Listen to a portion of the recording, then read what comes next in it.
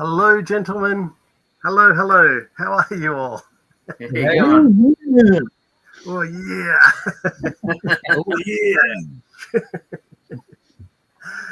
yeah. Thank you very much for joining us all here on Keep On Collecting. We've got Andrew, and tonight's guest we've got Chris for the first time on Keep On Collecting. Yeah. Oh, yeah. See that happen so fast we don't even talk about it.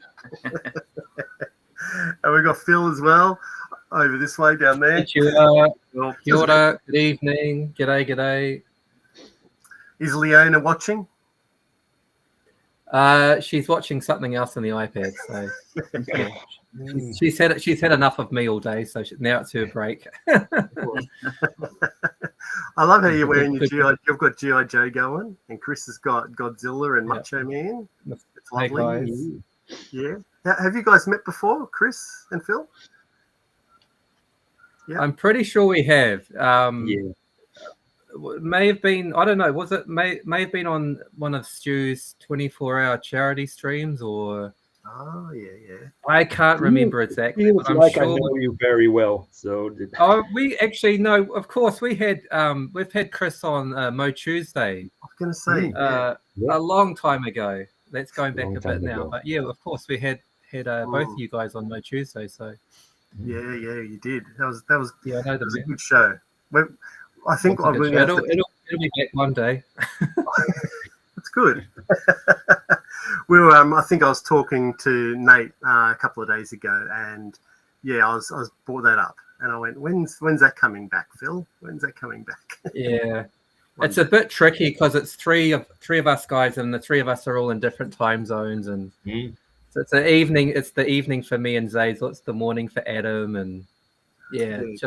It's a Tuesday. Yeah, it just gets a bit messy. So we've almost had it. A couple of actually, we were going to have Brendan Haley's in the chat. He was going to be a guest about a year ago, and it hasn't happened since. So just hold on tight, Brendan. It's going to happen one day.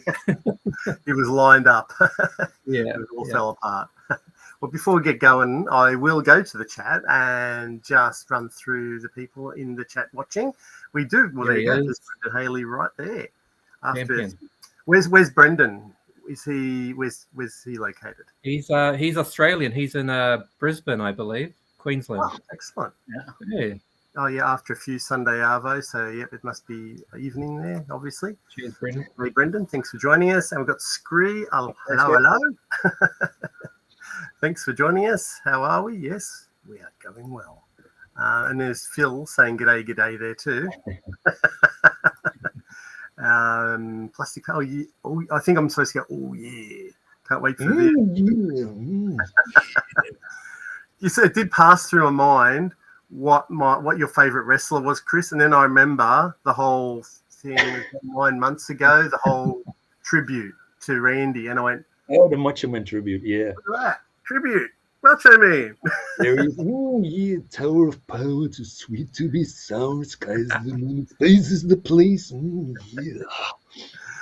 That is excellent. I love it. Brilliant. Macho Man. Is great. He is the greatest, I reckon. Cream of the crop. Yeah, Jules. G'day, Jules. Thanks for joining, Jules. That's lovely. Phil's saying let me in. I was making a cup of tea. Sorry, everybody. That was all my fault. Can't wait for this one, mate. Yes, thank you very much for joining us. G'day, mate. Smash the like button. Thank you very much. Did I see Johnny? Did I see he's coming early? But there's Johnny. I don't know if I seen Johnny's coming earlier. Sorry, Johnny, if I did miss you. Another fair, yes. So getting to know the community late. Well, better late than never. You know. And there's a lot of nice people here in the GI Joe community, in all the community, like just the toy community in general. We're just exactly, very, very few bad eggs amongst us all. And here's Ian. Good evening, Ian. Thanks for joining us. Ian. Ian's sitting there with his Chewbaccas, watching this with a wine. What a great combination. That's right. Hey, Dean. What's going on, guys? Hey, Dino. G'day, Dino. Thank you for popping in. Brendan, what a way to pass Sunday, are they? They are. Well, don't get me started, but I am going to start probably on these two. I do want to start by firstly, this has been foremost in my mind with you, Chris. I want to give you a big thank you for supporting our channel, because whenever I put a video out, you are one of the first, if not the first, to always comment, watch. I really appreciate it. So thank you very much. That's great. Thank you very much. Thank you very much. I'm glad. So I don't know if you've got notifications turned on, but I tell you what, I'll release it and you're watching it. I just thought I'd start with that one. And we've got PT. G'day. I'm not nice. Oh. Hey, Pete. Naughty but nice. Depends on the mood. Anyway, so how have you been, Chris? You been well? I'm doing well. It's summer on this side of the planet, as it's winter in Australia. We're in our summers. Got a heat wave just going on over here, but keeping it cool. Too hot to handle, too cold to hold. We're doing good. That's good. I used to be able to do macho man, but at some point I think I hurt my voice and I can't do it. My voice. Hazard of the character, yeah. That's all I can do. And Phil, how have you been, my friend? I've been good, mate. Much the same as Chris. Very, very hot in Japan. Yep. Basically stayed inside all day today under the air conditioning, about 35 degrees. And just been on a holiday for a week, sort of in the southern part of Japan, going back to where I used to live way back in the day in my early 20s, and dragging Leona around and telling her boring daddy stories about where he used to live and that kind of thing. So, yeah. But managed to find a couple of cool toy stores as well. So always a good place to go to and escape the heat and get under the air conditioning at the toy shop. So it's a good excuse. Yeah. Did you record? And so there'll be videos later on? Yeah. I've got a lot of footage ready to go. So filled up the camera. Today I was trying to delete stuff because I've just filled up the data in my phone. I've taken so much video footage lately. I had a good Canadian mate who's been in Japan the last month as well. So I've been on a couple of toy hunts with him, and he's shown me a couple of great sort of secret places that I didn't know about because he lived in Japan for quite a while. So a couple of goodie videos in the pipeline. So looking forward to sharing those. These toy stores seem to be hidden everywhere in Japan, aren't they? You sort of just stumble across them and... Yeah, you're exactly right. Like these places that he showed me, you'd never find on sort of Google Maps or anything. Like you have to be kind of a local and know the area, because especially in Tokyo, it's so many sort of back alley streets, and a lot of the streets over here don't have street names. They're all sort of a strange numbered system, and it's awfully confusing. So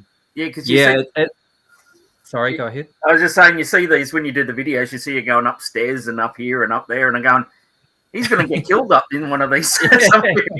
Yeah, they do like to put toy shops at the top of a steep flight of steps. So you've got to make sure you've not had too many beers under your belt when you're going hunting. Like I did with Zazel a month or so back. We had a few drinks, and I kind of had a bit of a stumble on my way home, and kind of didn't break my leg, but I injured it pretty badly, and I was sort of hobbling around for a month afterwards. So thanks, Zazel. Did you have any good toys on you then? Because maybe he was trying to knock you down the stairs and take you. Yeah, I did actually. He was trying to get them out of my grips. That's right. Yeah. There you go. Kiwi loves your Doctor Who back there, Andrew. Oh, thank you very much. Thank you. That sounds like Elvis. Thank you. Thank you very much. Stay away from Miss Elizabeth. Oh, yeah. I will. What's that? Chris reminds me of my brother. Oh, there you go. There must be some fond memories there. Oh, yeah. Phil has wonderful toy stores around him. Yeah, he does. Yeah, I met Brendan over here, maybe a year and a half ago, and He's basically the first sort of YouTube related guy that I met over here. So that was a blast meeting him and his partner. And yeah, we had a good walk around. I think we went to Akihabara and checked out the toy stores there. And I know you've met him as well, right, Chris? He's been over to your part of the world. He's been over to the Netherlands too, yeah. Yeah. Okay. Brendan seems to be able to travel. That's good. You're lucky. Yeah. So wonder, I guess Brendan, he must have been doing Europe later on. Obviously, when you're seeing you, Chris, you must have been doing Europe, I guess. Yeah. Let's go on to another couple of comments here. There's one thing I do like about both of you guys are very similar because, as you said, like Phil, you wander around Japan and you find toy stores, but Chris also, you see just it's not just about toys with Chris either. Like, going off and doing your cosplay, and it's very different from just the regular, well, like I keep on collecting just shows toys. It can get a bit boring, I guess, but we do enjoy your cosplay, Chris. Appreciate it. Yeah. What drives you? Like you've got so many characters. Like I don't know how to share screen, but you did send me a few pictures, so I'll try and figure that out. But what is? Oh, we've lost Andrew. We'll see Andrew. I don't know what happened there. Let me just bring him back. Yeah. That was a bit odd. Yes. Just dropped. Out of all those characters, what drives you to create these? Well, to do the cosplay, Chris. Like what makes you do it? It's all about fun and interacting and making people's day during a convention when you dress up as a character, be it Captain Jack Sparrow, for example, and you see a mother with a daughter coming up to you, and you have some interaction, taking photos, say hello, and you see them walk away with a smile, and that's one of the reasons why I'm doing this. The energy you get back. That's amazing. That's something. Yeah, I love it. Bring a smile. I love it. Someone's face. It brings a smile to people's faces, and I love to get into a character, do a bit of acting that way. So study the character, study the language or the way they speak, the way they walk, especially with a Captain Jack Sparrow, the way he, Do it. so much fun. It's so much fun.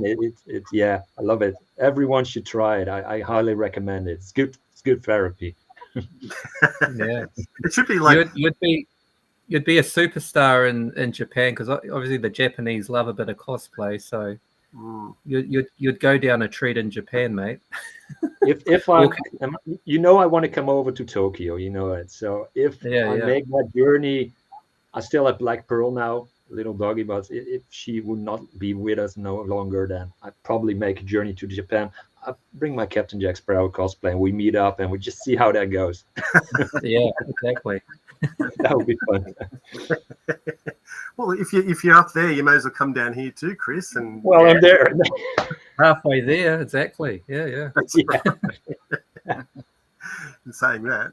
But which is your favorite then, Chris? Because I think you've got Sparrow. I know you've got Mando. I've seen you do John Wick.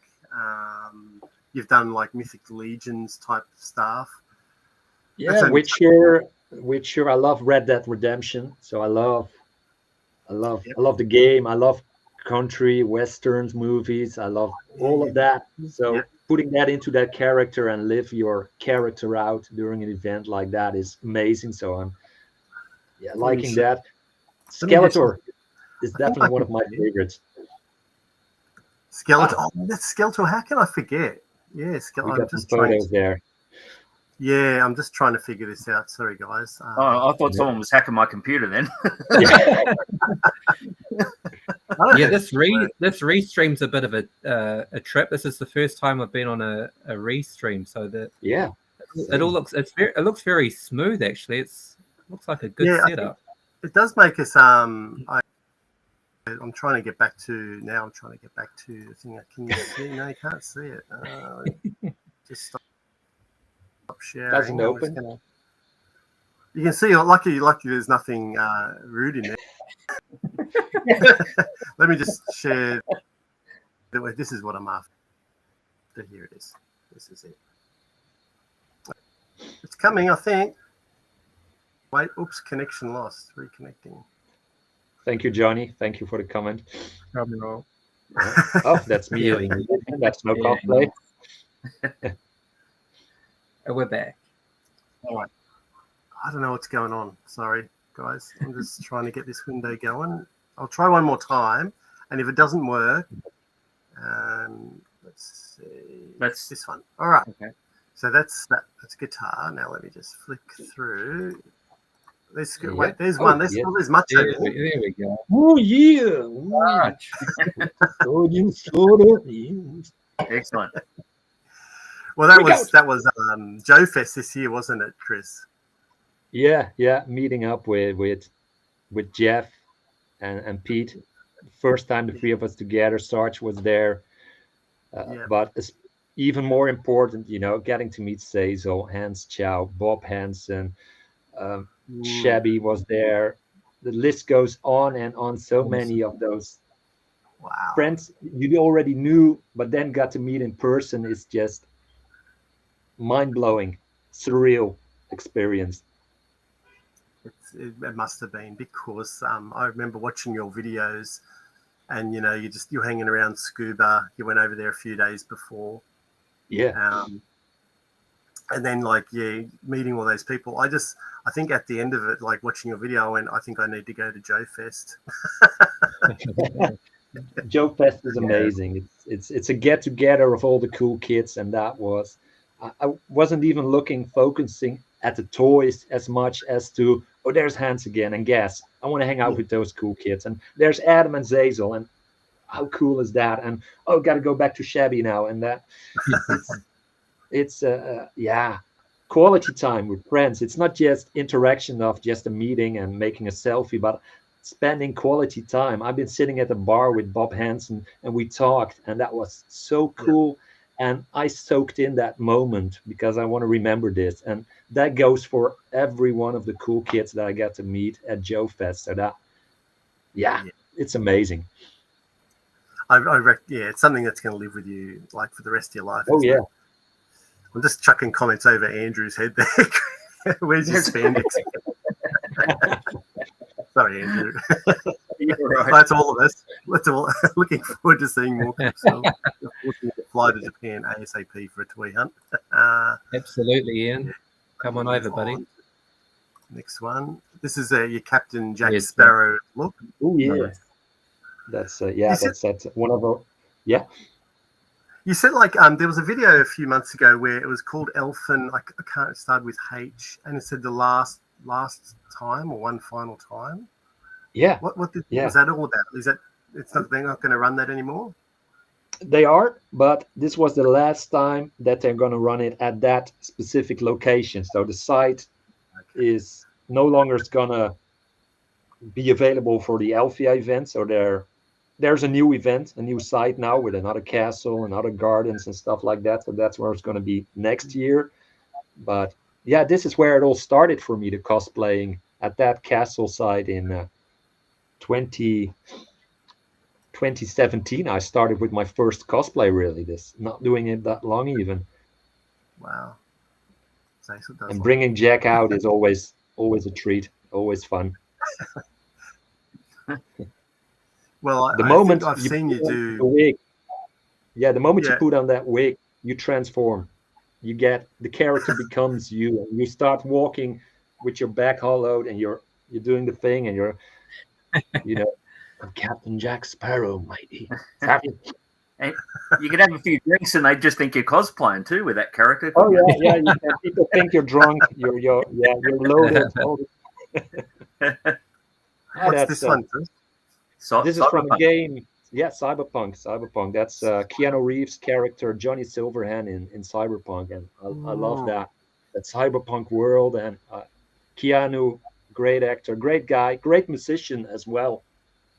He's a musician too, so he's such a kind person. What's his band's name again? You went to see the band, didn't you? Boxstar. Yeah, we met up last year. Yep. I sometimes lose track of time, how long it's been. I think it was last year we meet up before the concert. So I got to meet the band. And he's been doing that since the 90s doc star, so it's cool he's doing it again. Yeah. I remember him. Being in his band like in the 90s. There's a Western one. Look at this one. There you go. Ooh, yeah, that's that Red Dead Redemption right there for you. One. Yeah. That looks like a professional shot. Is it? Is that a pro photo shoot? That's a lot of. It's like people, you're in a movie. A lot of people into the hobby of cosplay and making photos are very artistic, so they're very talented awesome. in different skills. And one had a very good camera, and he was trying out for photo shoots, and that's where this came from. Really happy how it turned out. Yeah, wonderful. Did you shoot him? Did you kill him? So, it was a double photo shoot, so we shot back. Yeah. As Brendan's is saying, do get around in Melbourne to see Analog Toys in October and back to Europe and the Netherlands next year. Oh, that's right, yeah, because Tony's heading down to Lobo's Collectibles. I remember that, yeah. And we have Valo. Hello, Valo.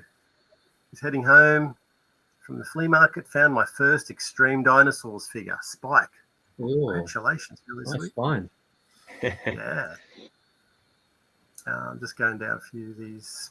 Let's go to the next photo here. There you go. It looks like you're posing again. Chilling. Yeah. Scratches on the face. Yeah. Yeah. That's The Witcher. The Witcher. That's who it is. Geralt of Rivia. Yeah. This was taken at a midwinter fair on a small site that has a lot of historical things on that site. So there's a Roman temple, there's a medieval village, there's some other stuff from long ago. And this inn where I took this picture, that was just perfect to take that picture in. So that makes me look good. Love it's it. In the Netherlands, obviously. It's all in the Netherlands. Yeah. This is all. It's a small country, but we got some cool treats. Yeah, you do. Yeah, for sure. Let me flick over to the next one. Yeah. Is this one? This is not Cyberpunk. Yeah, that's not really a cosplay. This is more casual. Casual look. Okay. This was in case you needed a photo for the thumbnal, so I was sending this. Okay. This is more your Clint Eastwood look, is it? Yeah, it's a bit of a Clint. Yeah, this is a Western event we always have in January in our country. Yeah. This is only a half hour away from where I live, and I love dressing up. So obviously, for an event like that, I also dress up, and I love the Clint Eastwood movies. Yeah, he's the best. Yeah, there's your Iron Man. I am Iron Man. There's just so many. Like, I am Iron Man. There's Silverhand again. And this arm is made by a very good friend of mine who does a much better Macho Man cosplay than me. Ron Koppes from the Netherlands. He made that arm, that cyber arm for me as a gift for my birthday. So that was such a treat. Was he the friend that also has Hero Quest? Yeah, we did the Hero Quest video together. Very good. Yeah, that's him. And he also did the Macho Man one too, wasn't he? He did Macho Man. He loves doing a lot of underdog characters. So Ray Fillet from Turtles, he's done that. And a lot of times when I was walking around as Skeletor, he did Clawful or Merman or all of those more underdog characters. But it works when we're together. We're such a good team, and he's such a fun to have in front of the camera as well when we're want to do something funny for the video. I'm like, hey, Ron, can you do like you're trying to break into that door? And he goes into acting mode, and he gets it right on the first take. And he's a great buddy, one of my best friends, and such a joy to work with. So, yeah. Oh, you need a buddy like that. I've got Andrew. I just get him to try and break down doors. He's the opposite to Ron. He usually knocks himself out. No, I agree. I think I do. My favorite one is the Skeletor one. I don't know. Was there a Skeletor picture? Oh, here he is. Yeah, he's next. That's the third Skeletor outfit I'm doing, because the ones before that I worn them till they fell apart. So and this is the latest one I'm working on. So I'm gonna try this out for an event in a month's time or so. So it will be fun to be. Love the laser eyes. Yeah. It's a pain to see, but it's worth it for the photos and reactions of people. It's totally worth it. But I'm actually tunnel visioned and blind for 60 or 70% when the lights are on. It fixes his cataracts after he wears them. Out of my way, you boob! Yeah. TJC, hello. Hey, TJC. Hey. Terry, mate. I'm hoping to go to JFS. Yeah, I think that's about the plan for us as well. Try and, well, for me, I'm going to try. We definitely want to get there. Definitely a bucket list trip. Has to be done. Oh, maybe this is like, Where's the rum gone? I believe he's going to do it again. Yeah. There's talk. Wow. I think he wants to do it because he loves the character. Yeah. And he loves what he does for the fans. And Johnny, like Keanu, they're such down-to-earth, nice people, just want to do their thing with their friends, having fun, like we're doing right now. He's one of the guys, really, and he really wants to do it again, but there are certain conditions, obviously.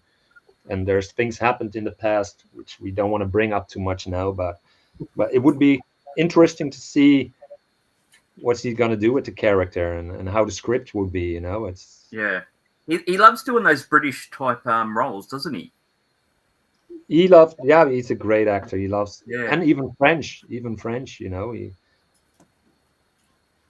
he do a French accent with Chocolat? Was that the one? Didn't he do Chocolat? Two, and he did the one where he was in this Renaissance period where he was the king of France. I forget the title of the movie, but he does that very well in his French. Okay. Now, Phil, would you ever do any cosplay? Well, if you'd asked me a year ago, I'd say absolutely not. Like I'm a bit too shy for that type of thing. But having gone to Star Wars Celebration over here a few months ago and seeing the amount of fun that people were having in their cosplay, there's the stormtroopers and the Chewbacca, like just everything. It just looked like so much fun. And if you're just completely covered, no one can see you. And as Chris said, you just transform into that character. So yeah, I'd be all for it now. I think I definitely would be more inclined to take the plunge. And it's definitely I guess a more of a main, especially compared to New Zealand. I think cosplay and dressing up is definitely more of a mainstream thing over here. So I mean, I've dressed up for Halloween parties and stuff like that, and that kind of thing for kids' parties. But I could see myself dressed up as a. I don't know if I quite have the body for He-Man, but maybe a Ram Man or someone a bit more portly, perhaps with my beer belly. Well, you just go as yourself, Pilator, wouldn't you? Pilator, yeah. Pilator. Yeah. What was Filator's role in Eternia? I can't remember. Oh, you put me on the spot there. Adam did make a file card for him, and he does have a backstory. But you put me on the spot there. I cannot quite remember, but it's I still got the figure displaying proudly in my display room. Yeah. And what was yours, Chris? I can't remember yours either. I remember Adam did a mix for me with Skeletor, obviously, and I think.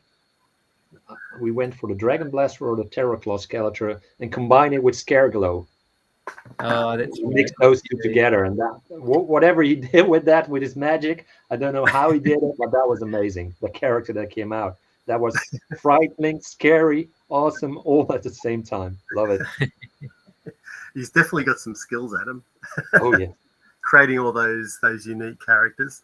I think the best I ever dressed up, I think I dressed up as the Lone Ranger when I was 10 or 11. I think that's as far as I went. I actually had like the whole mask and the Greatest American Hero. Do you guys remember the Greatest American Hero from the early 80s? Yeah. You might not have got that one, Chris, over there. No, we didn't have that over here. Okay. It was William Catt, and so he's had his big mop white hair. But yeah, he had a red suit, black cape. That was me. Yeah. And like my mum hand stitched it all, and I wore it proudly to school. not in a special class, but like all the kids got dressed like that. It wasn't just me.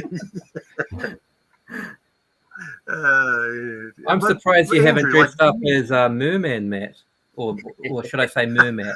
I don't really have the body either, to be honest. Even Merman's got a body. You're too body conscious. Yeah, I'd have to wear some kind of suit, I think. Maybe Merman in some kind of casual gear or something. I don't know. It'd be interesting. What about you, Andrew? What would you get? I think the only character I could probably get away with now, being older, would be that this fellow here.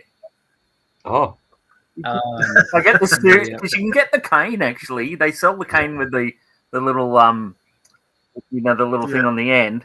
And because when I do grow a beard, it does go white like that, and I'm about sort of Attenborough's height. So that's I think I'll try to look like that at a Comic-Con or something. That's a great costume. It's very comfortable because it's clothing. Well, actually, what he wore was, I think, was like the 70s safari suit. Yeah. Which we did wear as kids back in the 70s. I've got pictures of wearing a safari suit. And you remember that, Matt? No, I was never in safaris. Really? We had safari. I think I had a grey one, and brother had a different coloured one. Yeah, that was so trendy at the time. Well, I think I just had regular clothes. I think we go hunt wild boar. Did you go to church in them? Is that why? That was just the trend at the time. It was. Dad had one. And we dressed the same sort of thing. Yeah. Very, very good. Hence, I'll have to look like the guy from Jurassic Park. Sorry, we're just going off our own tangent. See, I didn't know that about Andrew. I did a night where I watched 3 pirate films back to back and sculled a rum each time. They say rum. Yeah. I love those films. I mean, I've got all the toys. I've got all the Pirates of the Caribbean toys up there. Oh wow! Yeah, all the action figures, all the Black Pearl ones.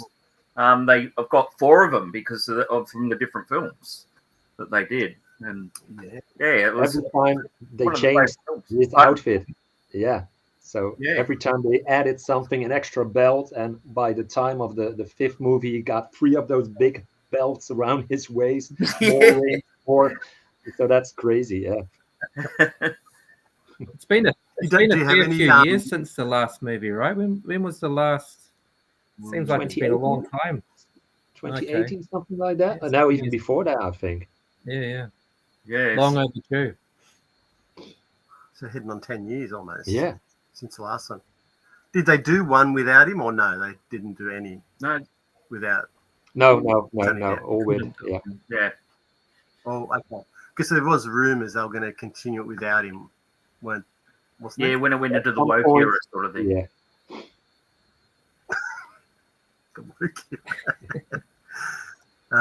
Dear. Brendan says, Chris, when is the man with no name coming into your collection?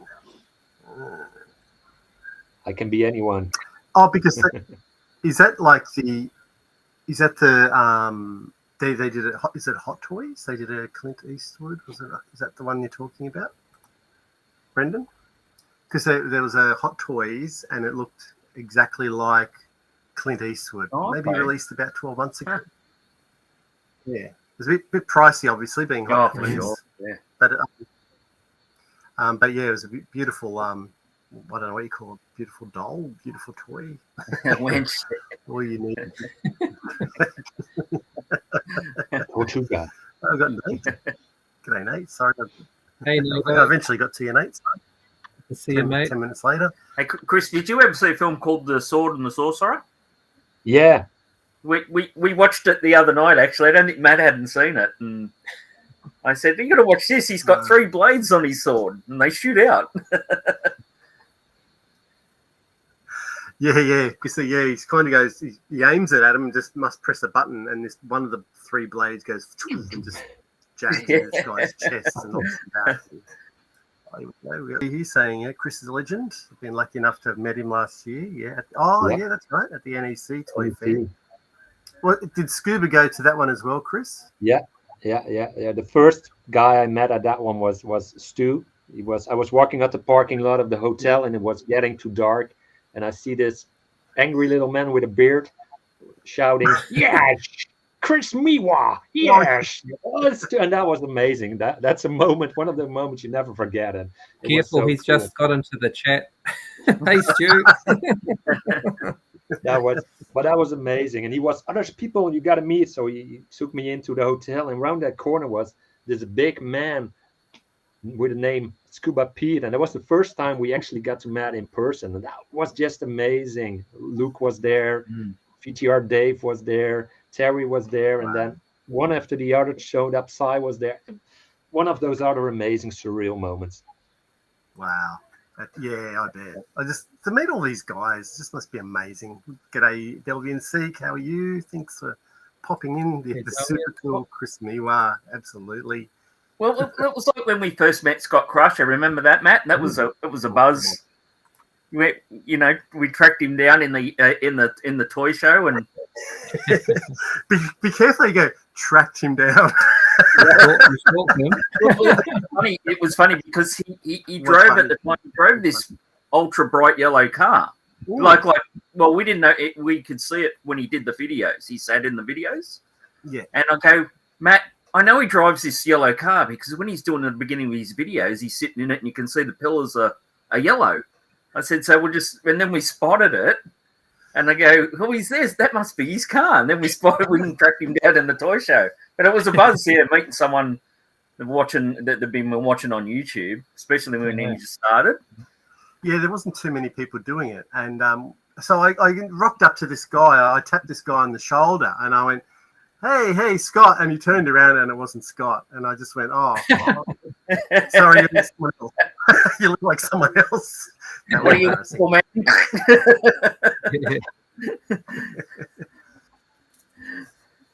It is a bit of a trip meeting people face to face, because on YouTube you only see people like sort of chest up, right? So when you meet someone, you see the rest of their body. It's like, oh, okay, that's what the rest of them look like. We should all stand up now so people know. A standing stream, yeah. That's right. I know people that turn their cameras off. They want to get up, so they turn their cameras off because they don't want people to see them. So I'm just going through the comments. We've got Brooklyn here. G'day, Brooklyn. Phil, what's that toy in the box next to you? There you go. That's a good segue. Well, I decided to put a bit of a background because I can't stream from my toy collection room because the internet connection's a bit rubbish there, and I like to be in the same room as Leona. So I thought tonight I would just make something a bit more interesting in the background as opposed to just a white wall.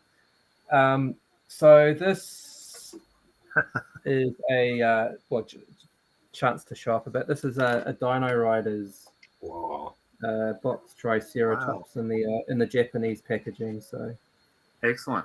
I'm a bit of a Dino Riders junkie, so anytime I get to push Dino Riders or promote Dino Riders, I do. So it's got the great little flip. It's never been open. It has been open, yeah, for sure. Oh, good. Yeah. So you can play. Got to play with it, Matt. Definitely. But this is a cool one. This is one that's one of the battery operated ones, so it does. Wait, let me make it big. It does walk around. It's got the moving action there. Look at that. Yeah.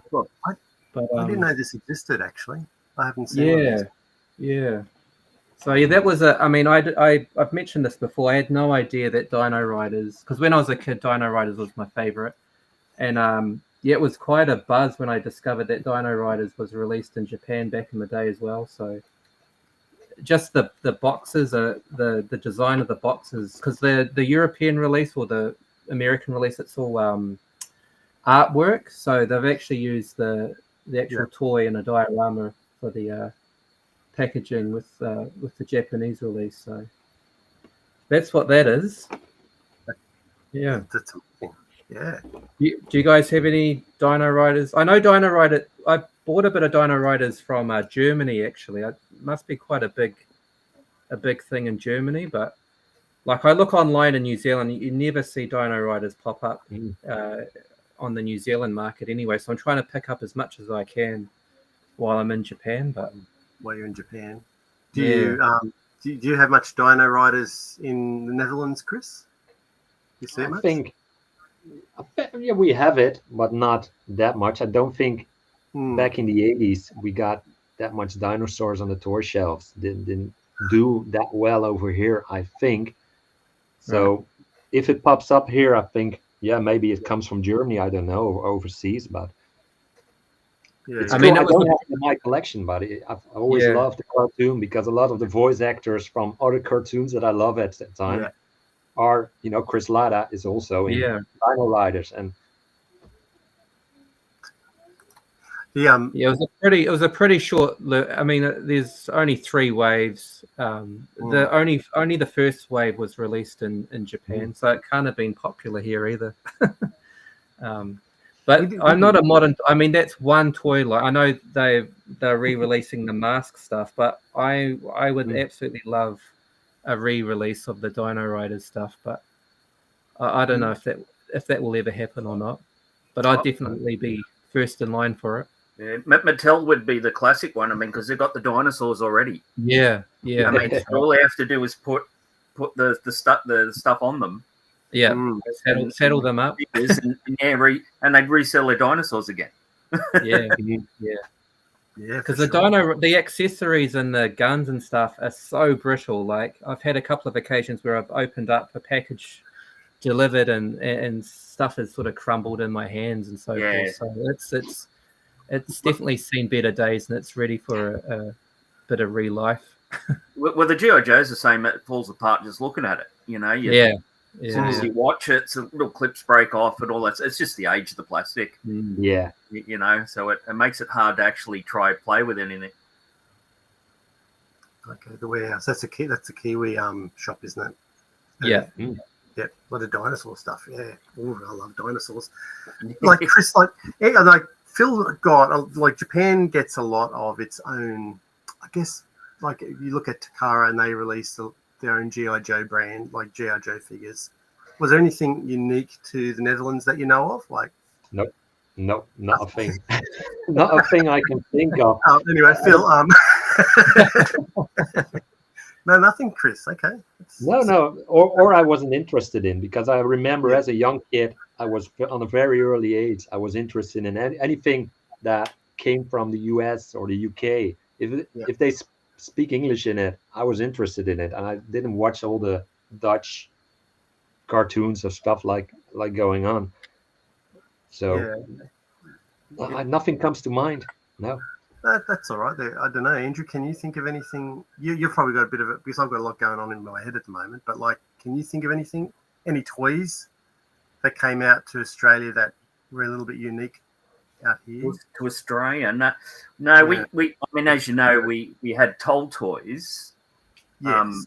And they just got the license for things like Star Wars and different action figures lines of the US. We just like another state of the US, really. It's just we sort of became like that. But I can't think of a. Even Smash Up Derby. I don't think that was American as well, wasn't it? Even though I got the Toll Toys one. Yeah, they just released different cars to smash up, I think. Yeah, so I just there wasn't anything sort of uniquely Australian, I don't think. But the only thing I can think of, I know Scotty Crusher and maybe Dean, they've got the Gladiator. Don't they have some Australian Gladiators figures? But Yeah. I mean, they were probably they may have been produced in another country, but that's the only sort of Australian. Yeah, you're right. They were produced by Krona, I think, which was Krona was yeah. But, So they had their own characters. That was that late 80s, wasn't it, or early 90s? It would have been 90s, I think. 90s, yeah. I remember watching it in the 90s. After I went through my wrestling phase, I switched over to Gladiators. I remember seeing them in a big bin for like 50 cents each or something like that. And I saw them go, what's this crap, you know? And now they want a fortune for them, you know? Yeah. There's Ron. There's my Retro. buddy Ron. There he is. This is Ron. Okay, there you go. This is the macho man Ron I was talking about earlier. Yeah. Nice. Yeah. Okay, Awesome. This is him. All right. Hi, Ron. Welcome. Chris has only got good things to say. So there was a lot of Dino Riders on the shelves in Netherlands, but it was on the top shelf because it was insane expensive. That makes sense. Yeah. That's why I didn't get any from. Yeah. Okay. That made from your parents. Yeah, that makes sense. There you go. I won't rehash my story where I missed a mate of mine. He's got the entire collection of Dino Riders, and I could have had it all for $800. Oh, Andrew. Yeah. And I see him. He's at the toy show. He goes, "Yeah, it's always there, mate, because it's all in a shed packed in containers." Yeah. And I remember it was a heap of it. I mean, he had the boxes and he had the weapons were still on the sprues but yeah, the price has changed, that's for sure. Yeah, only a little. It'd be like buy that collection or go to Joe Fest, you know. It'd be that sort of like money, you know. It'd be big money, but maybe one day. Velo says Dino Riders must have been expensive in the Finland too, because he never owned any of them. Yeah. I only had the little ones as a kid. Like I definitely didn't have the. I remember a neighbor of mine had the Triceratops, and oh man, I was super jealous when he got that, and he was playing with that in the lounge. But I just had the smaller ones. But yeah, they were great. Can I ask you a question, Bill? Yo. Being in Japan for such a long time now, one of my favorite lines from the 80s was Tommy Toys when they brought out the Zoids package. Yeah. I know Zoids had a longer lifespan in Japan after it edged away over here. Is it still something you see? Because sometimes I see them when you do the videos in those shops. No, you do see it. Yeah. They still releasing new Zoids all the time. Wow. Yeah, you can see it in the shop, and I remember seeing the ads as a kid, but I'm not that familiar with them. But yeah, you can see the stores have the Zoids from the 80s right through to the modern stuff now. So it's just a continuing franchise, and yeah, that's another thing that I'd like to dip my toes into. Another rabbit hole. It is. But they're very cool. There's a lot of Zoids, obviously. A lot. Yeah. Again, Chris, if you go vintage, if you go to the 80s route, you're paying big bickies, unfortunately. And they're so fragile. Ooh. Yeah. Well, if they're 80s, I guess they're heading on 40 years old, aren't they? So yeah. I mean, there are a lot of collectors over here. So a lot of people tell me, "Oh, it must be so cheap because you're in Japan." But you know, your G1 Transformers, you'd think they'd be like cheap as chips, but nah, man, they're super expensive, and they get snapped up. What are the bargains in Japan? The bargains, yeah. Ninja. I've done pretty well with Ninja Turtles. I've got a pretty good collection of Ninja Turtles. They seem to go at a fairly reasonable price. There's not a lot of GI Joe, but when you do find them, they're not too badly priced either, just because it's not very popular over here.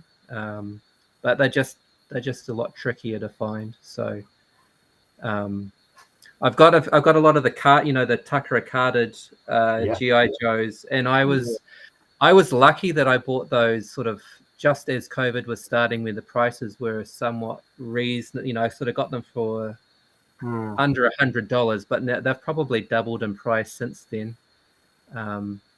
Yeah, so I got in good timing with those. The Yeah, problem there is that the Japanese yen is so weak.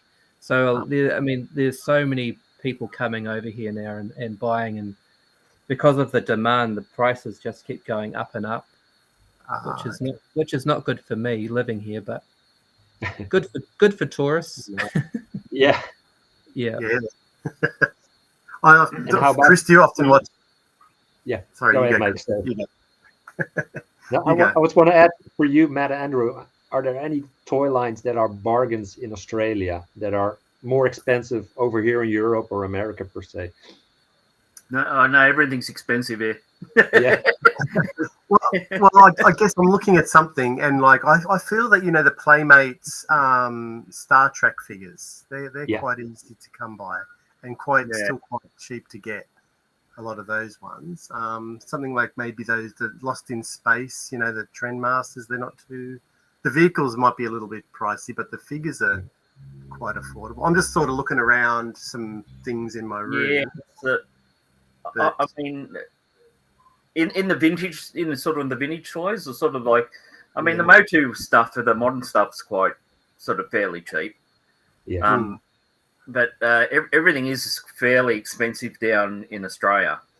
They really gouge us down here because I suppose compared to around the world, our wages are quite high, and they really gouge us even at the shops. And it's I mean a good point is actually which probably Matt will go into soon is the snake's lair, and the cost of it compared to when it transfers to Australian, and they just added on another $100 for some reason. We don't know why. It's just just gouge the Australians another 100.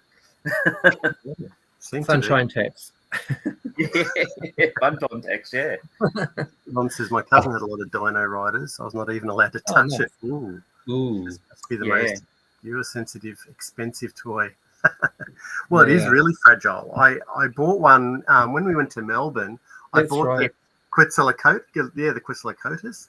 That's the one we had as kids, and it didn't make the trip back. The neck just snapped off, and I just can't glue it back. Every time I glue it, it'll re-snap. So I think it's dead. And of course, hi guys. Yeah. I'm just going to get Macho back on because my buddy Ron is here, so I think he missed the part. Well, he does a really good Macho as well. Zoids was also He's got the best Macho I've ever seen up close, and when he gets going, he gets going. He freak out. This is for you, Ron. There's a quick transformation. A vinyl Zillas. Just like that. Sofubi Wrestlers. So Phil, are the vinyl, I guess, Godzillas and the Sofubi Wrestlers cheaper there? You get all sorts. Yeah, there's so much of it that you get cheap stuff that you find in bargain bins, and then you find ones in glass cabinets which are hundreds and hundreds of dollars. So it's you get everything. You have to come and find out for yourself, Johnny. I'm waiting for you. Yeah, Johnny. And no, we don't really want to know that, Pete. But thank you very much for sharing. Sharing is caring. Sharing is caring. God, everything expensive. Yeah, there you go. I should have gone to vintage toys 10 years ago. So much money last one. Yeah, for Mask, Jojo Wits. And they're all they're big ones. Like Mask is very expensive.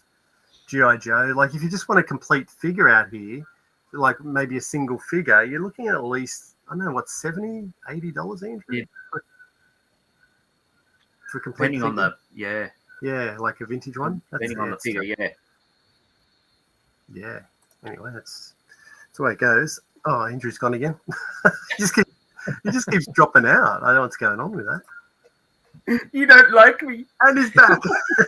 I said, technical issues. I was about to say before eBay came in, hunting for it was a lot easier to hunt for vintage toys. And because nobody knew sort of like in the broader community what the pricing, and you find them at Trash and Treasures and it's super cheap. Yeah, that's what's happened to Japan too. I think the local sellers have cottoned on that there is an international market, and so sellers are also going on to eBay to see, okay, what are the prices that this stuff is going for. And you know, honestly, what I'm buying now would have been half the price 4 or 5 years ago. Yeah. It's just completely changed. Oh yeah. Come on, Andrew, can you do it? Come on. No. I think you'll. Okay. I'll never speak again if you do that. I don't know how you get if people can. There's a question for it. When he did it, was he putting on the voice, or was he actually that was the way he spoke, like the actual guy? Pardon? Macho Man. If he did, yeah. Is it the way he spoke, Chris? Do you know? He became the character. So he created that character. I think it's one of those moments where you walk into a bathroom, you stand in front of a mirror, and then the character, you were in there for half an hour longer, and then he becomes a character. But I do know that Macho was on all of the time, even if you met in private or he was with his friends. He was, yeah. I mean, because if you do that voice for more than a couple of minutes, you'll end up not talking for a week. There is a trick to it because Ron, he knows what I'm talking about. When you start at an event and the end of the day after you're gone, your voice is totally ruined. But you have to dose it in there. Don't give it all at once at the start of the convention because your voice is gone. In no time. It's like going to a footy match out here, then, is it? Pace it. Hey Chris, have you ever cosplayed as this guy here? Have you ever done Hogan? No. I always thought, and Ron and I, because Ron started with doing Macho Man, and I'm like, oh, he's my favorite character too. Next to my favorites are Ricky the Dragon Steamboat and Macho Man Randy Savage. Those are my two favorites. And I was like, okay, who should I do? Maybe I should do the Ric Flair, or should I do another cool character that's recognizable and fun enough to do? But I ended up surprising Ron at an event. It's coming up at the second Macho Man, and the two of us hit the floor, and people were loving it, and we were on. We were totally on, and people were just getting around us, and we were just soaking in that attention and ooh yeah, and doing the thing and walking around, and it worked great. It worked great to Macho Man's on the. It would be. It was madness, as one would expect. Madness. You've got too much hair for Hulk Hogan anyway. Yeah, and it's the wrong color. Yeah. But interesting to see you try and do an imitation of Hulk Hogan. That'd be interesting. Hulkster. Yeah, he talks differently. Can you guys do a Hulk Hogan? God, what is he? He's like, brother, you know what I'm saying? You gotta see your players and eat your vitamins. That's my Hulk Hogan. Nailed it. Oh dear. That's too much practice. That's too much time spent. I can't follow that.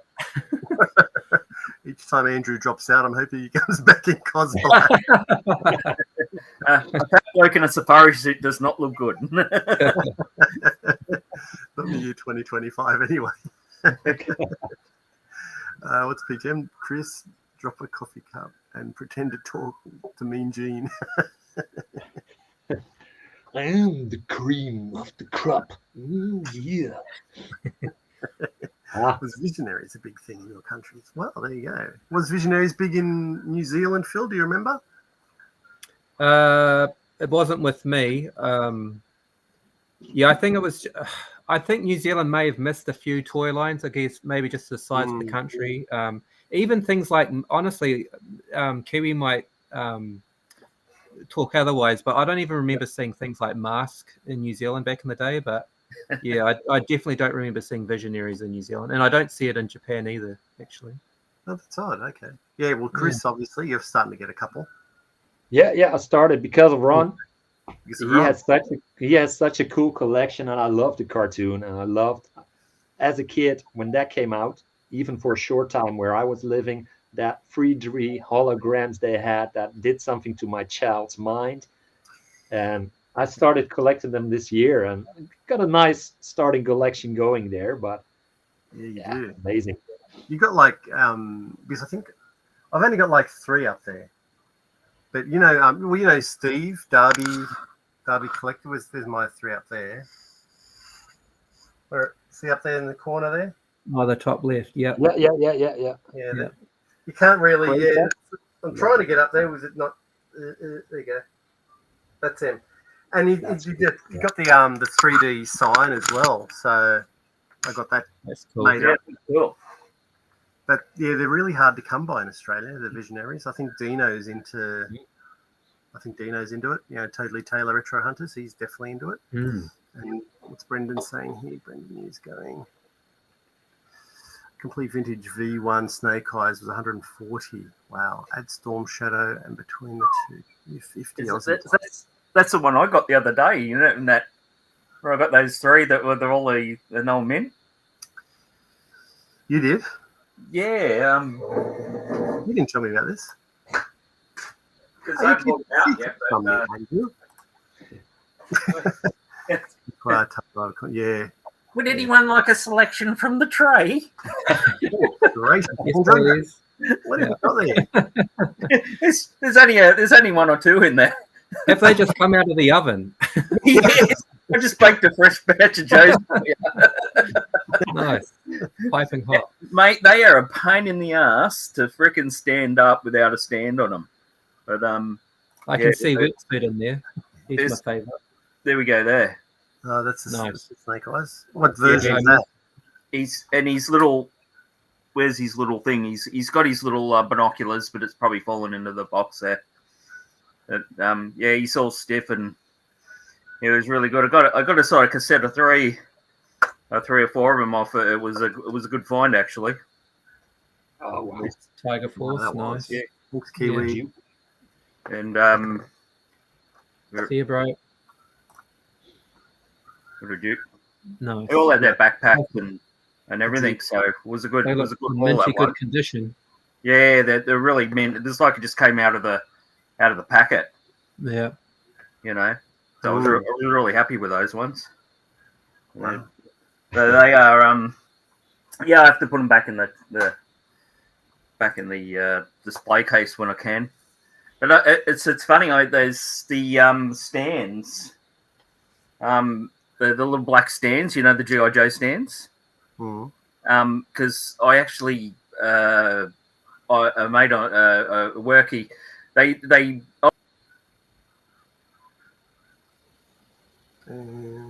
I think he's gone again, is he? Yep. Yeah, it's frozen. That's not too bad. At least he's got a G.I. Joe in his hand. And... Good pose. Yeah. Well, Brendan was saying he got to meet Hulk back in 2010. I remember, he was doing those. He had a whole program with Ric Flair, I think. Well, they were the main attraction, the main event. And I don't know if I can remove Andrew from the stream up there. Remove. How about that? There you go. Yeah, it was when he passed away. It was big. I was surprised. It was really big news in Japan too. It was on all the mainstream news and stuff. And he obviously had quite a career over. His nickname over here was Ichiban, which means number one. So Ichiban. Okay. So I think you shared a video with me, Matt, of him wrestling, and his wrestling style was quite different over here, Like, wasn't it? What? Yeah. He was rough. Like he was really wrestling. There was none of this leg drops and it was very sort of close, really sort of almost like traditional wrestling, sort of close combat sort of stuff. Yeah, and technical, quite technical. Like for technical, yeah. You never really see Hulk do. It was very interesting to see that version of him actually. Yeah, for sure. It's the complete madness, Chris. What's going on, Andrew? Is it your internet? For some reason on a Sunday night, sometimes the internet plays up and they must be mucking with the towers or something. But it's driving me to drink. The router is it's forcing me to drink. You're on the run with shipwreck. Scotch, actually. Really? So what was Kiwi's question here is where were you guys when we had the wrestling show? What's the wrestling show, Phil? Is that the Because we I had don't these ones. know what he's referring to, actually. I don't know if he's talking about the WWF or Maybe, Kiwi. yeah. Elaborate. I'm not sure, If he's actually. still there, I think he left, actually. Well, he left, but then he's come back and wrote that question. I don't know. But I remember in the 80s, so we had WrestleMania. I remember that. And that was a family event, WrestleMania. And then after that, we had, I think it was called Superstars of Wrestling, and it was played on Channel 10 I think it started at a reasonable time where we could watch it as a family. And then later on, it moved into a later time slot.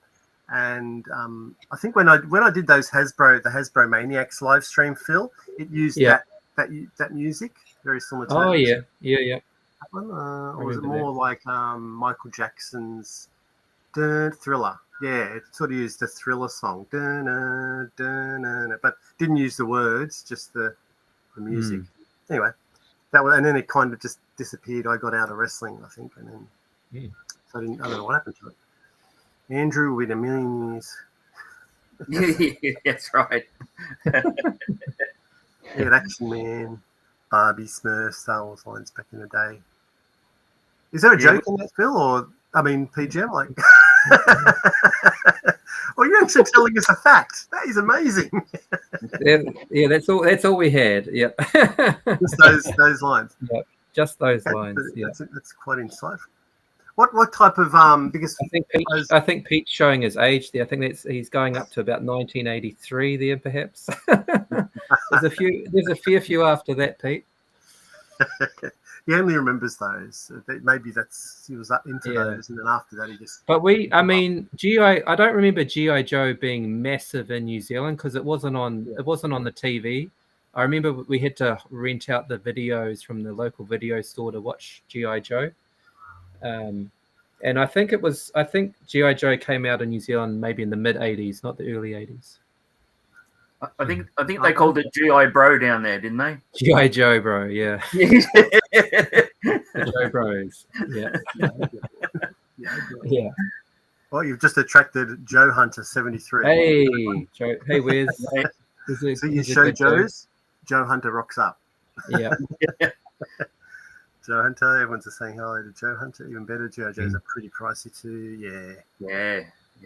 Like even the vehicles. Like I think, Chris, you got that big, massive. What's that? What's the brown one called? You got that. Oh, the Sandcrawler, the mobile command center.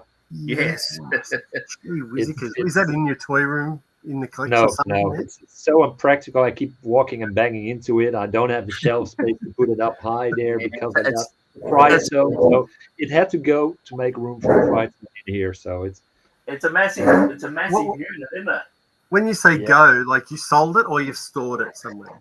I sold it to a friend who's also collects, so he can display it and give it the spotlight it deserves, because I had to put it up on the loft in storage, and that's a shame, you know. Yeah. It weighs a ton too, doesn't it? It's freaking heavy. Yeah. You're gonna make Chris sad, Andrew. Hey? You're gonna make Chris sad. No. If it's a friend, Chris, then you can go to his house. You can go and visit him, and you can go and check it out. That's a great setup, and all of that stuff looks mint on the flag there. One of my favorite vehicles is the Tomahawk. Oh. So that Tomahawk looks like an absolute beauty. Is that the Tomahawk? The Tomahawk is the helicopter. I call it a Chinook because that was the Australian. Yeah. Oh, okay. Yeah, it was a Chinook helicopter. Yeah. What was your favorite, Chris? Your favorite vehicle? I G.I. Joe. think the Cobra Rattler holds a special spot for me.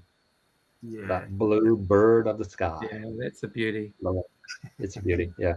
Which you recently got, didn't you? Yeah. I got a few, and I got. I love it. Yeah, it's definitely my favorite. I think I haven't got that one actually. Yeah, he's trying to find it. That's on the list. That's one to cross off on the list one day. On the Joe Fest list. Yeah. Let's see. I mean, in the Tiger Force one of that. Yeah, they're really expensive. Oh, the Tiger Rat. Yeah, I saw a few of them That's when you come to Joe Fest, all the rare things you've never seen for real in your life. I've never seen a flag, a pterodrome, for real in my life. Walk up to Joe Fest, there are 10 flags there. Yeah. There's a pterodrome on every corner. It's crazy. It's overload. Well, Chris, even our government doesn't have an aircraft carrier, so I'm doing better than them. Yeah, dude. G'day. Hey, Chris, I saw you were. Sorry? You go, Andrew. Oh, sorry. Go, Andrew. I saw you had some vintage Lego. Is that your childhood, your actual childhood Lego? Part is later collected again, and the space Legos you were talking about. Yeah. Because I wanted to show you what I've still got my. I mean, it's just the box because the actual Lego part of it I had to put in a separate container because it'd fall out. But this is I've still got it. This is my space Lego that I got when in the 70s that I got for, I think it was for Christmas, and it's not in there because I got it in a different box. But you open it up and it's got a flap. That's beautiful. And you had the moon surface in there, but and you can see the kid actually was me, but. Space is the place. You just claim to be every Bond. Actually, I got it. I think it was mid 70s that came out, but and it had that 80s, late 70s, early 80s. I think this one. It's a beauty. It's one of the first ones. One of the first ones they did. Yeah. So I mean, look at the number on it. 920. Yeah. Oh, yeah. So and. But I wanted to show you that because I still have it. It's, as I said, the reason I don't have it in the box because when I moved house, I didn't want it all falling out, and but I've got it there and the figures somewhere in a container. Beautiful. Space Lego should be a toy line in its own right, especially the classic space Lego stuff. Love it.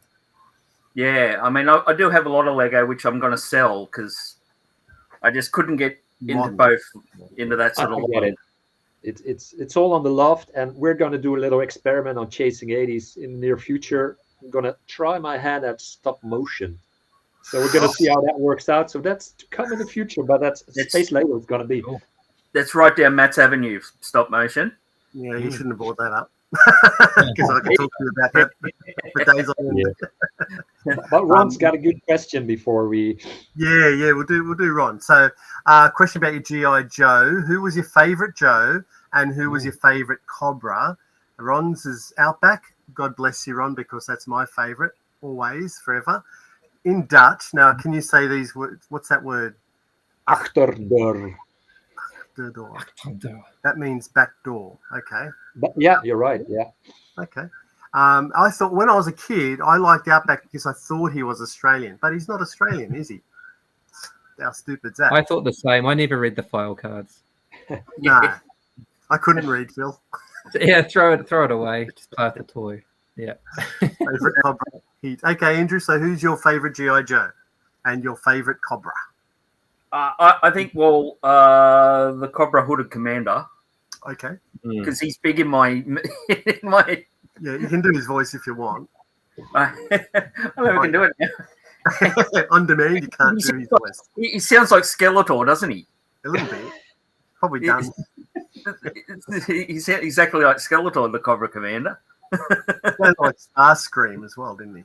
Yeah, and Starscream. It was like we had a. Remember, I did that thing with the three of them, sort of saying, "I'm it, no, I'm it."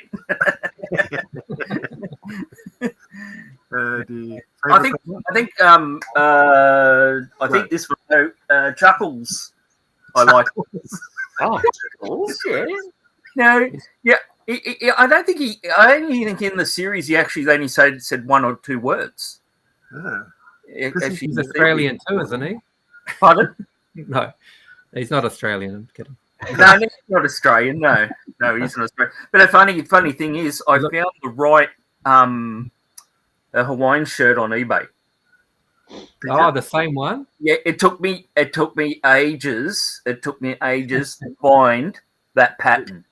That's awesome. They come as cosplayers Chuckles. There you go. Cosplay Chuckles, yeah, because you just put on some greens and some boots, and that's it. Got the blonde hair. Yeah. Old Chuckles. Old Chuckles. What about you, Phil? My favorite Joe is the first Joe I ever had is Wetsuit. Yep. So I was just a water baby basically. I spent my entire growing up in the pool and at the beach. So any water related figure I was right into it. So that was my first love, and that Wetsuit got me into collecting Joes as a kid. So Wetsuit on the good guys, and on the bad guys, I'm a bit of a fan of Big Boa. Oh yeah, Big Boa. I need to start doing that, Big Boa. Big Boa, yeah.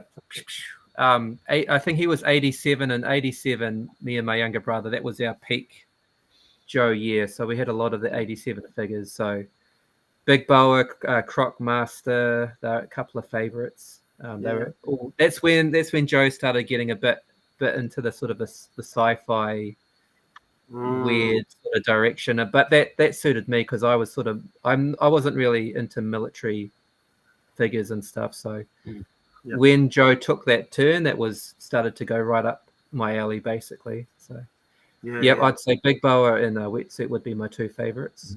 Good choices. And Chris? What does Ron know yours? But tell everyone. Let me think. I was especially in the martial arts guys for Joe's, and if you ask me next week, I'll probably say another name. But at this moment for G.I. Joe, I would go for Quick Kick because he was, smooth talking, actor, stuntman. He know all the martial arts, and he beat the crap out of good old Storm Shadow in one of those cartoon episodes. So I think Quick Kick definitely my Joe. And for Cobra, I'm a bit between this guy, between the ninja is the weapon, and this guy. I think he's gonna win today. Cobra, that's to rule the world. It's got to be Commander. So, and thank Jeff Barker. He bought this for me at Joe Fest. I never had a Chrome Dome Cobra Commander. Jeff Barker comes walking up, and it's like, "This is for you, Chris." And I'm like, "Dude, that's amazing." That's so. Cobra Commander, yes. Listen, the Cobra Commanders. Actually, Matt, you know how you said about Outback was you thought it was Australian. Actually, this one is the Australian character. Yeah, what's his name? He's got a boomerang. He's got a boomerang. Yeah, He's got a boomerang, mate. G'day, mate. What's his name? Crikey. The crikey. Yeah, it's I mean, I haven't got the bow and arrow with it. I'm hunting that. So, but the rest of it's like he's got his little visor. And it's a really hard figure to find. Actually, you've done well there. That was at the church sale, Matt. That what? Back in the I thought I went then. We're all just going church. I'm trying to think of church sale. Oh, the one where I got the I got the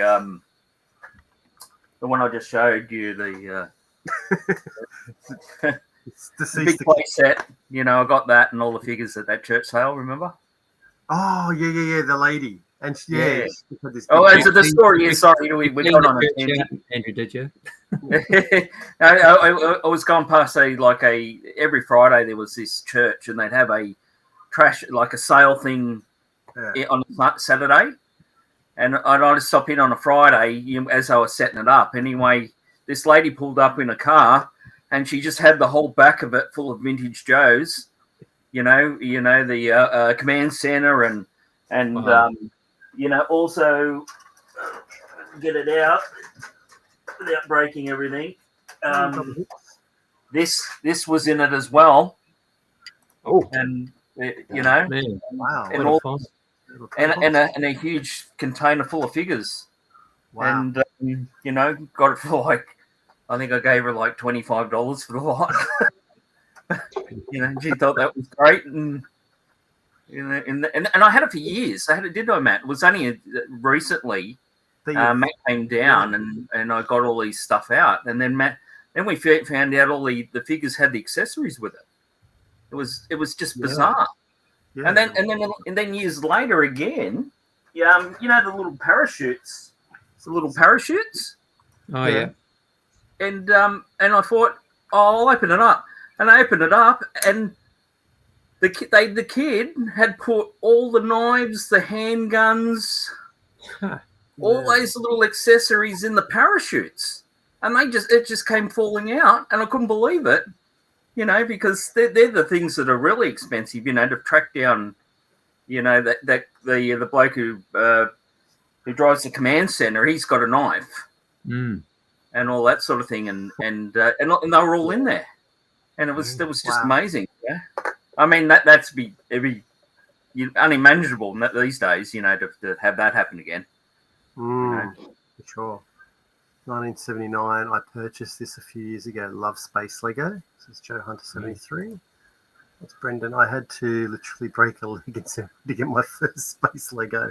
Yeah, that's extreme. It was a great toy, but of course, don't have it now. Yeah.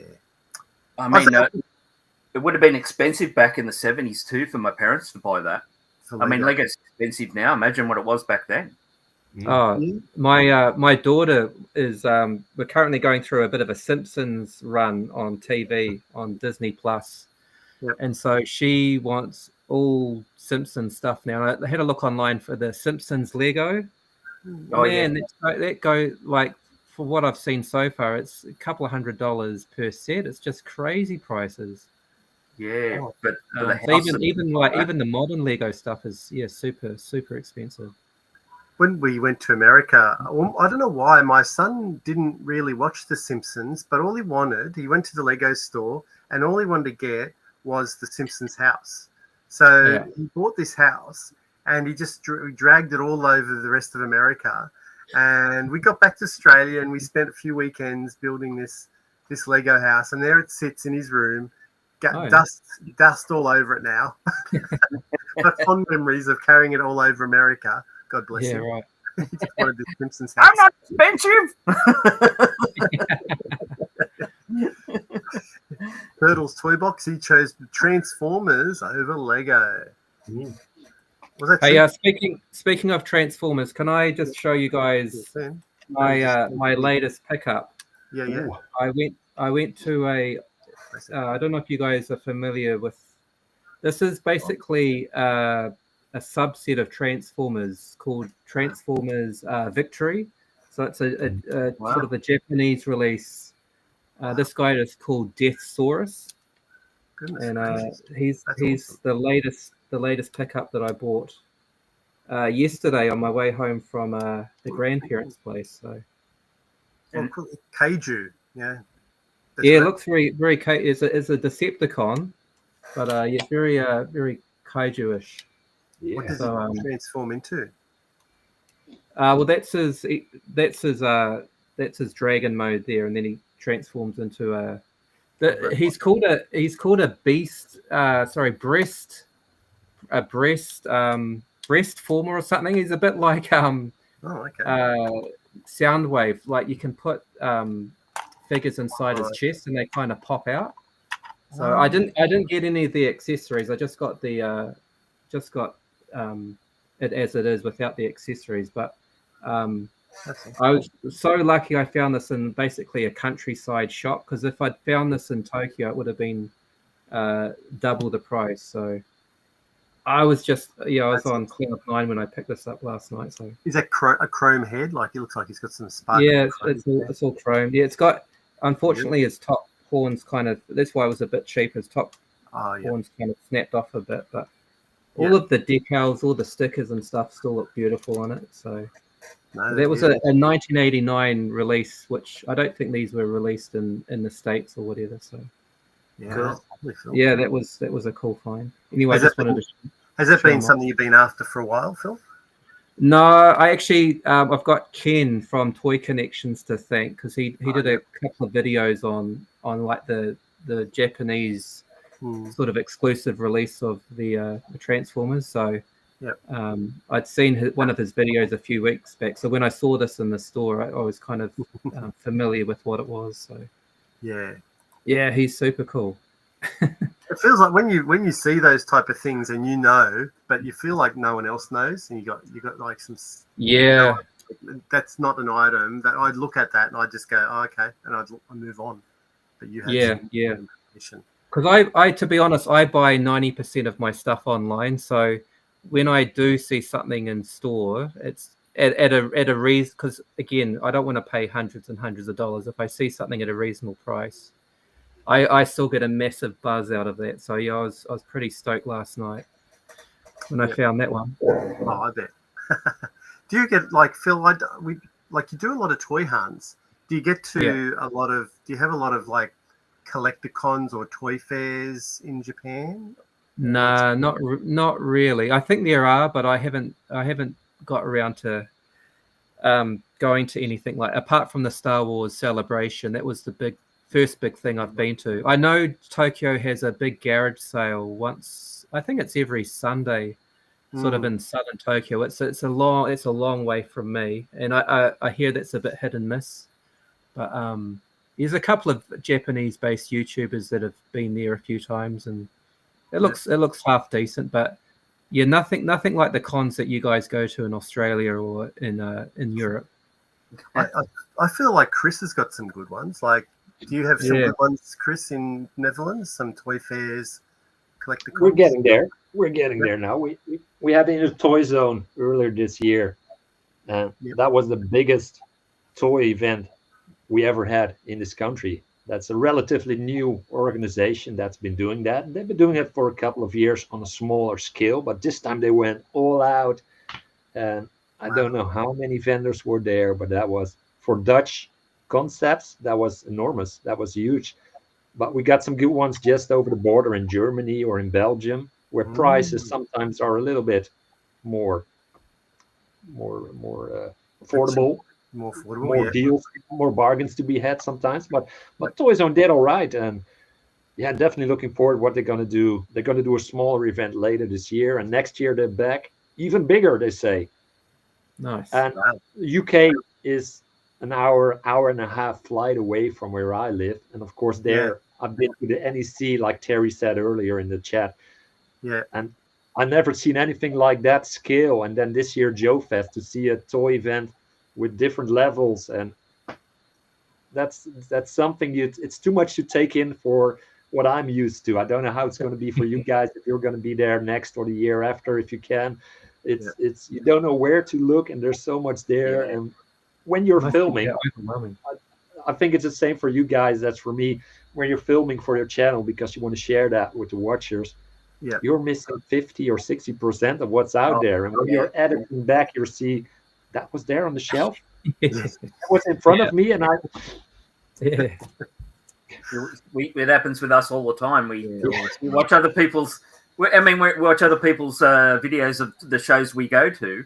Yeah. We go, oh, I didn't see that. Didn't see that. Didn't see that. You know, it's just overwhelming. Yeah. Can anyone answer this? I know this is a PGM question, but can anyone answer why they don't have Kevin or Steve? No, we know why. We're being silly, of course. Code names. Have you been doing display upgrades, Andrew? Everything is looking shmick. Trying to. I have to sort of like take some lines away. So I had a lot of turtles, and I took that away. They're in the tubs, ready to go to us, the shed down the back, and I'm just looking there today, and I've got all these. Come with me now. Oh, okay. On a quick tour. It's all right. Let's see. I had this camera. Okay, just there is The Simpsons. Simpsons, nice. Yeah. So yeah. I'm gonna. Unfortunately, they might have to be temporarily boxed up. They're the old Playmates ones, the interactive ones. Yeah. And so I think I'm going to take out. See, I've got the Joes from the movie, and I want to release them from their prison. So because I've got the vehicles, and it's like up here I got the big command center thing they did, Yeah, with Dennis Quaid on there. With Dennis Quaid, and had that for years, and I want to see it, sort of thing. So I'm going to take that away. Up the top of there is you can see that's some Marvel stuff. I had a small Marvel shelf, so that's where I think I'll put the Joe movie stuff and some of the Joe vehicles. So this is more sort of become more a Joe corner, Wow. No. So it's and then the Robo Skull there. Sorry, You got the Robo Skull. Yeah, that was thanks to Matt actually. He spied it on a Facebook Marketplace. Oh, claim sale. You know, Steve Darby has these claim sales. Yeah. So, but it hasn't got the sides. I need to track the sides down so I can hold it. But at the moment, I just stick it up here up on a shelf. Yeah. So it's on that. I was sort of like redoing it. And I'll have to do a. I mean, there's so much to do. You're surrounded. Yeah. It becomes a real sort of hoarding type situation. I mean, there's just so much of it. I've shown you all before, but as you can see, it's just packed. It's just so much of it when you go around. You need to do another room tour, similar to. See, if I go up, I don't know if you can see, but that actually goes behind there. That's a wall. That's a toy wall. So if you go up over, I'd have to get on the ladder, but there's another display case, and that goes into Star Wars land. I hope you're not moving anytime soon, Andrew. Well, that's why I had to move in the first place, because because I'm in a situation like I may move back to New Zealand in the next year or two, and the thing that freaks me out is walking into my collection room and thinking, I don't want to part with this stuff, but getting it back to New Zealand all in one piece, man, it's just going to be a massive mission. So what you could do is send it halfway to here. Yeah. You can look after it for a while. Look after it, sort of just drop it halfway. Yeah. You can sift through the good pieces and lighten my load a bit. But that's the thing with toys, though, because it was like yourselves. I just you see different lines, and you see the modern toys, the modern Motu stuff, and you just go, "Oh, I just got to have it." You just got to have it. That's to play with it, and I think it's the plastic. You get the plastic and give it a good the new plastic. Chris, you must be one of the only ones in the world. Oh, we've lost Andrew again. Yeah, back here also, and he's having a moment with his plastic, I think. Yeah, he's sniffing his plastic. Oh, I got high there, then they took me off. He's disappeared. What? I think I was just saying, Chris must be the only one of the only ones in the world that has this fright zone, because we all got notified that it's all been delayed now until September the 12th, I think it was. So, I don't know if you watch Mr. Home Arcade, Chris. He's a YouTube channel in the States. He put up on his community post that who else has received this mail from Mattel? And I heard about the mail, yeah. Yeah, about them being delayed another month. So I think it's gone out. They've delivered it all to the shop. So I think you went through a shop, did you? To purchase Old School Toys, where I usually shop. He had it, and I was totally not unaware that this was, in my mind, it was out already in the States, and I was like, okay, I'll get it at Old School Toys, and there must be a ton of videos because everyone in America must have had it. I did the video, and I started getting comments, and that thing went going in views, and I'm like, they're acting like I'm the first one out with a video. That's impossible. There's got to be tons of videos. So I did some research. I'm like, how is this possible that we in the Netherlands get it in a store, and people who ordered it through the channels through Mattel are still waiting for it and got this email from it's going to be later this year? Well, it is. It's mind blowing. Well done. Yeah. I was saying, someone messaged me today, and they're like, "Oh, because they also, I told them about it, and they've gone, oh, this is rubbish." And I've sort of gone, well, and this is why in Australia we don't I wouldn't make a video on the Fright Zone, because we always seem to be the last ones to get these sets. So no one's going to watch it for the 101 times. Just let them watch other ones. Anyway, Same here. Where we're usually Mark Bobahicks can testify of that. Mark Bobahicks, he's in Ireland. I'm in the Netherlands. We're usually way behind.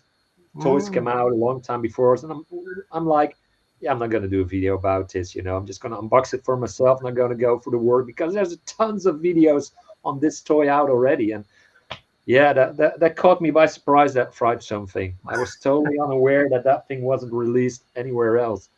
Yeah, it's great. Well, it's great. It's weird though, because there's a couple of Aussie guys who review the new G.I. Joe classified figures, and there are like random figures that they get well before guys in the States and stuff, like Shark Eyes Toy Reviews. His name's Adam. He sometimes gets the odd figure well before everyone else. It's very random, and he obviously tries to post his review up as quick as possible to beat everyone. So it does seem very random how the distribution sort of happens. It shouldn't be like that. It shouldn't be like that. Very unpredictable. No. Yeah. For us, we know that it comes out of Vietnam. So for the Motu stuff, so obviously they must be sending it over to the States, who then distribute it to the other countries, which is just crazy. You think they just go, well, Vietnam, Australia, they're just above us. Just send it down to that. Because we've got Mattel Australia here, so they could send it to Mattel Australia to distribute. Yeah. But whatever reason, they're not. I'm just going to catch up with the chat. Sorry. Yep, a third-party company called Fans Toys did a version of him named Aussie. I think it's about the previous. Was this about Outback? I think that was. I think Johnny made a comment up here about Outback. And then I think they must have done a third-party toy. So let me just get me in. It says, epic score, Andrew. Well done. Great to see it went to a real collector and not a flipper. I sold one toy in my life, and I still have nightmares over it. Thanks, Gaz. Hey, Gaz. You're terrible, Andrew. You were saying about like with the videos, people doing reviews, and that they've done it first, and who's going to watch yours. But the Skeletor that you got, that crossover one, Goji. The Turtles, a grey skull one. Yeah. Did you? Yep. It looked like, as we noticed. I mean, Pixel Dan did a review on it. Yeah. But Matt did his review, and Pixel Dan didn't know that the blades off the chair actually connected to the figure. So he didn't show that, and so own take on it. We might be the last to do the reviews. Certain things are different if you know what you're looking for. Yeah, true. Yeah, that's right. Well, that's where, like Phil, I think Phil was saying 90% of his shopping is done online. It's just same here, because a lot of it we just don't get. So the only way you can get it is online. And I think sometimes when you're in a certain position in your collecting, a lot of the items don't come through to toy fairs anymore, because they're too rare, they're too expensive. So you've got to head overseas to try and find some of these items to finish off your collection, I guess. So I'm just going to keep going through here with these comments. I'm always behind in the comments. Sorry, Phil. Don't get afraid of what was that? Don't get afraid that it's all treated. Everybody needs a Joe Corner. G'day, Connor. Hi, thanks Connor. for joining. Yeah, you need a Joe Corner to cry in.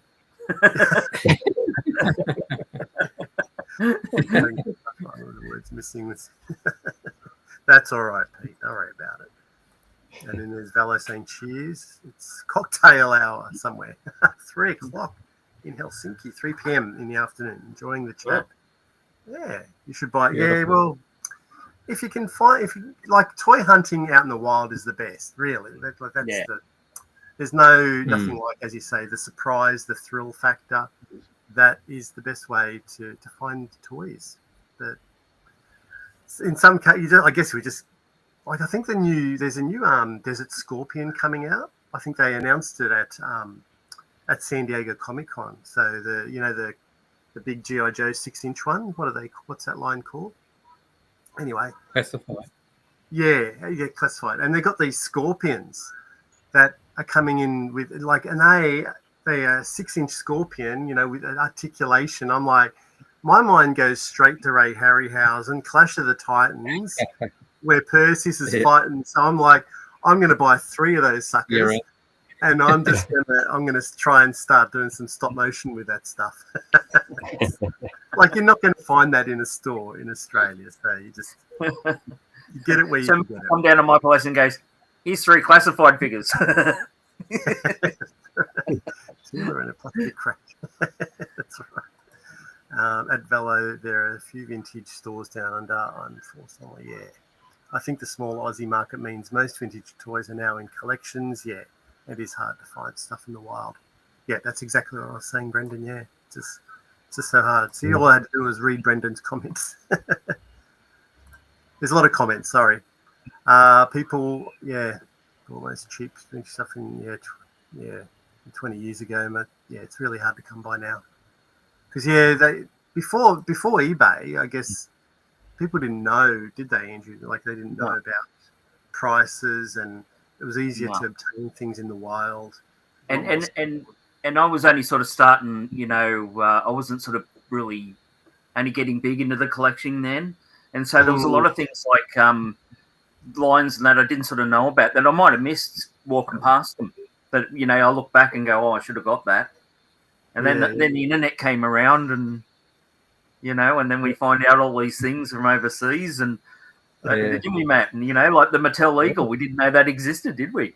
No, not until they opened up our eyes. The whole internet thing, yeah, it was amazing. What about you, back Chris? in the day, people used to have garage sales, right? Like that's how I lost all my toys in the first place. Thanks to parents getting rid of it in a garage sale. Yeah, I remember being a kid and following Mum around the neighborhood, and that was great fun, going to different houses on a Saturday morning, and you'd get so many bargains, obviously. But that, I don't know about in Australia, but the garage sale culture is just completely, it doesn't exist anymore. No, I don't think people don't trust strangers sort of entering their property and rummaging around their stuff. Well, everything's. I mean, they still have a trash and treasure at a drive-in theatre on a Sunday, but I think that's sort of like more sort of like the they sell a lot of that Asian new stuff now. Yeah, and so it's the only thing is there's these collector fairs, to get it. I was selling Big John Stud on eBay, and this guy contacted me and goes, "Are you a collector?" And I said, "Oh, kind of. I'm not doing too many LJs." He goes, "Well," he says, "I'm interested in your Big John Stud. Here's a list."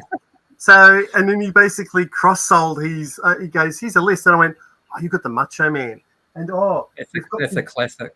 You got Big John Stud long hair. I said, "Oh, okay. How much?" He goes, he goes 90 for both, and I went, "Oh my god, that's amazing, that price," because normally they would be maybe 90 each in this condition, and like, I don't really want to go down the LJN line, and I didn't know what to say to him.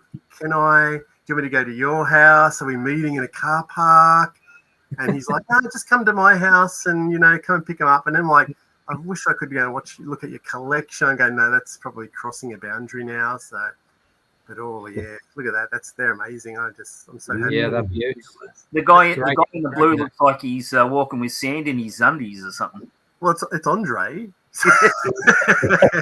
And he's come out of the beach with sand in his undies. He's had a few beers. Yeah, he can put him down, can't he? Good old Andre. But that's probably. I remember.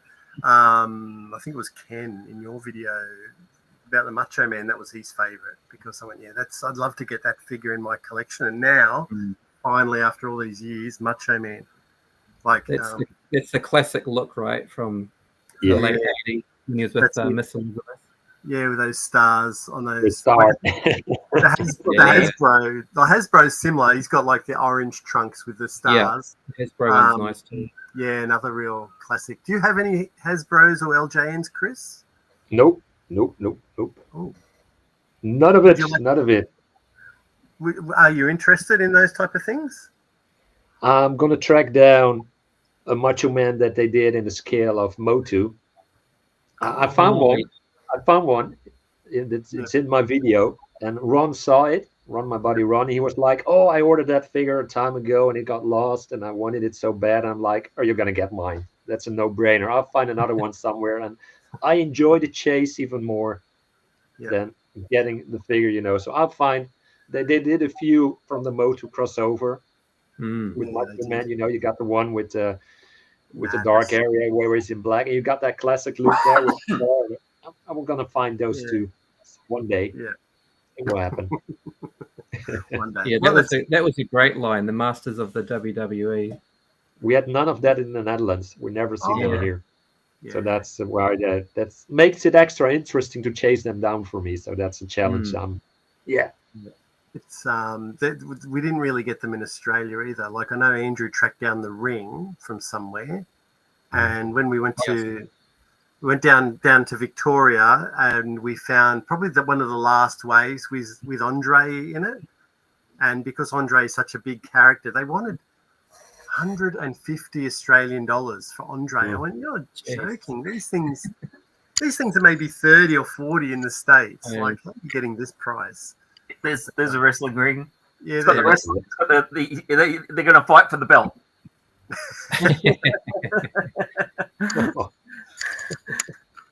Amazing. I know you're saying Hasbro Pulse EU took classifieds as an. Yeah, I remember you talking about this. Then deliver it 2 or 3 months later. Oh man, that's terrible. Why don't they all just release it all at the same time like they do with movies? I don't understand. It's crazy. To keep us hungry, Matt. To keep us hungry, celebrating, you know. So someone can make a video in the Netherlands and we can sit here and cry. Yeah, exactly. And want it even more. Yeah, that's right. Oh, we can't wait. But love going to flea markets. Yeah, flea markets. Well, that's where you've just come back from too. Yeah, do it, Gerard. Hello, it's tough except because I buy off eBay from the States, and I double the price thanks to shipping. Yeah, shipping is around the world a bit of a problem at the moment. Crazy. Just use 3 real scorpions. Yeah. I might not finish the video. We do that for the sectars line, don't we, Matt? We just get funnel webs and put them on. Right. I buy modern wrestling figures from the States, sometimes in the UK. Yeah. Well, I found a shop, I think it was on Thursday actually, a wrestling shop called Mash Toys in Australia. And I didn't even know they made, like, I'm really sorry, but like I really like Kevin Nash, or Diesel was his character. And they made a super, you know how they got the superstars, which are in the same size as the Motu, but they're called superstars, and they just released one of him earlier in the year. I didn't even know, and I just went, I'll buy you, and I'll buy a Roddy Piper as well. But yeah, they got quite a few wrestling figures on there. I'll have to check them out, see if they've got a Macho Man actually. If you want a rubbish thing. I'm just trying to catch up. Here's Ron again. Did you have a special G.I. Joe file cards? Oh yeah. Made for AU and NZ. In the Netherlands, we had them. Like Tunnel Rat was from Amsterdam. We had a couple more figs from the Netherlands. Chris knows a couple more. Okay, yeah. What were they, Chris? What's the other ones? He's putting me on the spot, so I have to dive in. Good on you, Ron. That's what mates do to each other. That's a good one. But he's right. He's right. We got the file cards in Dutch. Okay. They came from different places than the ones that I think Joe Berg did an episode on this. Yeah. Where they have different places they came from. When they did the UK file cards against the American file cards against the Dutch file cards. Yep. Wow. Yeah, on the Japanese cards as well. A lot of because obviously most of the Joes are from the States, but yeah, they seem to be from all over the place. They just pick a country and attach it to a figure. Yeah, Very random. I don't know. I'm not that deep into GI Joe to know whether we had special Australian ones. Yeah, they were just drunk handwriting on the back. So, and you couldn't read them. Yeah. What's BGM saying? Yeah, stuff in. I'm going back to dial up. I don't know why, because then you won't be able to talk to us, Pete. Yeah. Footloose. He came from Scotland.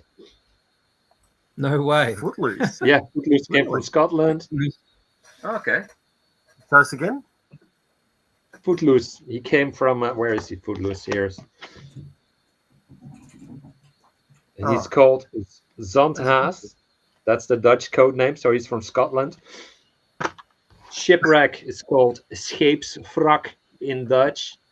And Shipwrecks is he's from California here. So they kept it in America. Now we get some. Yeah. Just have a few here. Not all of them. But yeah, Ron is absolutely right on that. Yeah. Wow. Actually, going back to the Aussie GI Joe thing, apparently this. I don't know if you guys have heard of the Headhunters. So that's the standard release. I think that the States got, but actually the purple card, and it's what is it called, the DEF, which basically is Drug Elimination Force. This was only released. This figure was only released on this card back in Australasia, apparently in Australia, New Zealand, and I think in sort of Singapore. So. Well, if it was Australian, its DF wouldn't be that. It'd be drunk every Friday. True. Real American heroes don't do drugs, apparently.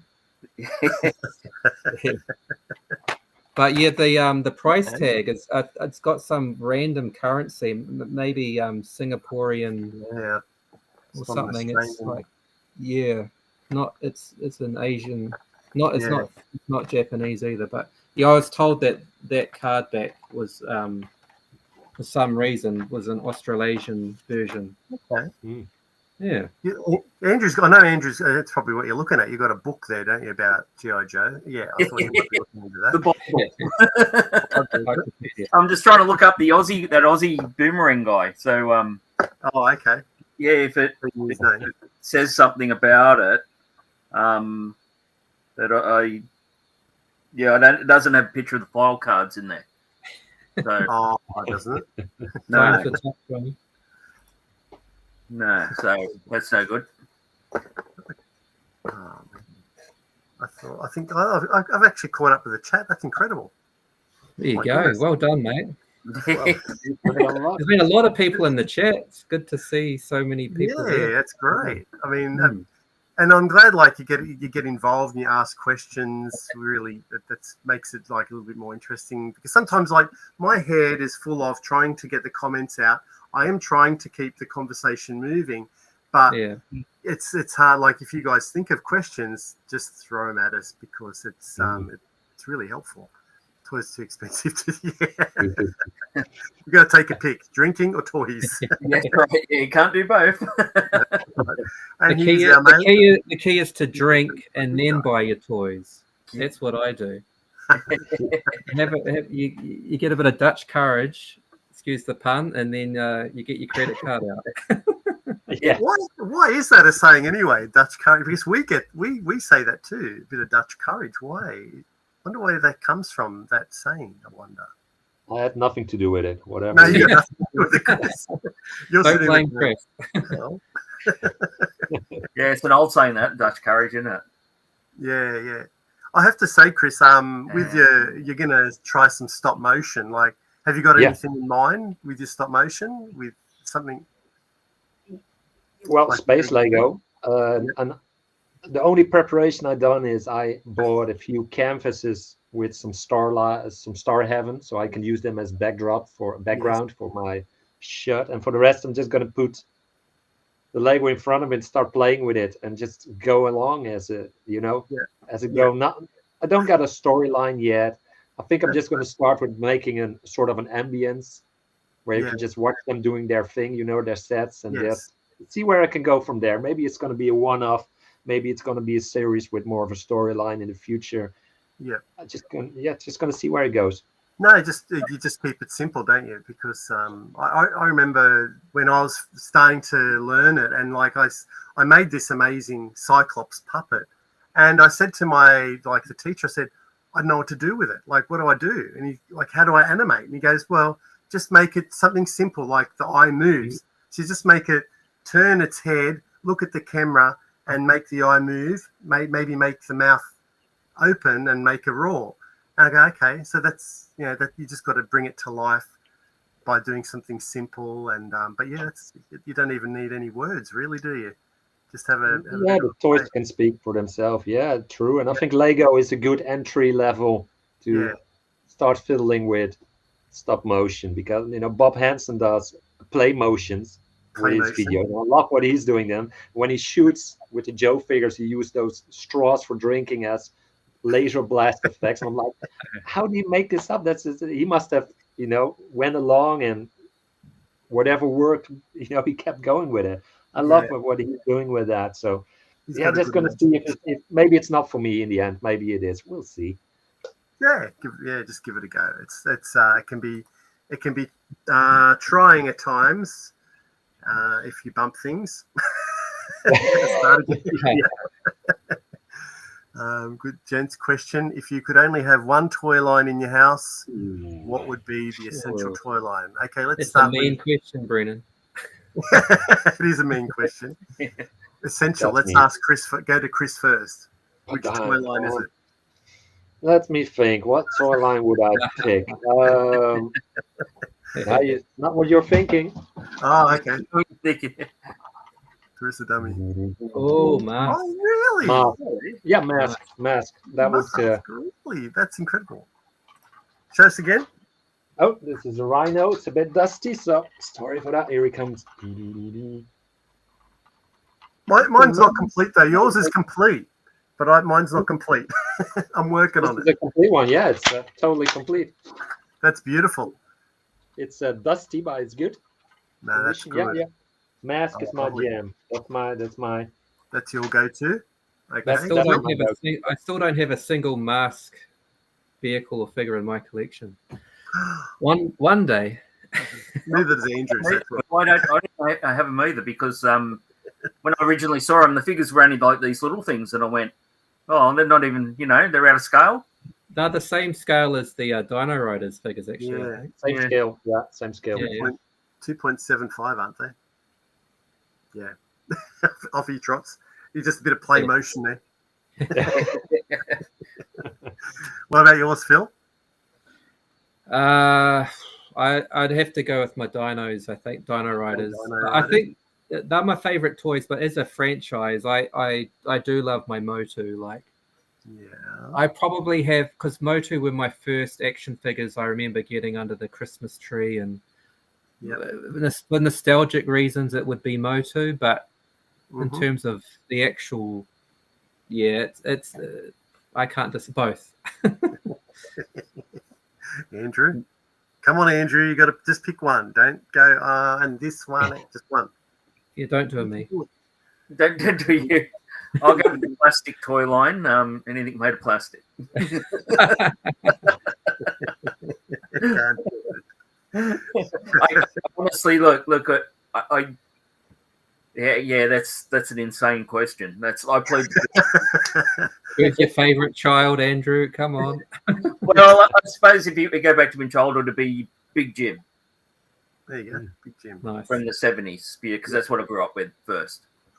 Fair enough, yeah. Well, mine's Motu as well. It'd have to be Motu for sure. Good choices. Nice. Yeah, I can't go, I remember I've got all most of the vintage stuff, and then when the Origins was coming out, I went, I am not getting into this. I bought one figure and I can't stop. It's insane. It's just insane. Yeah.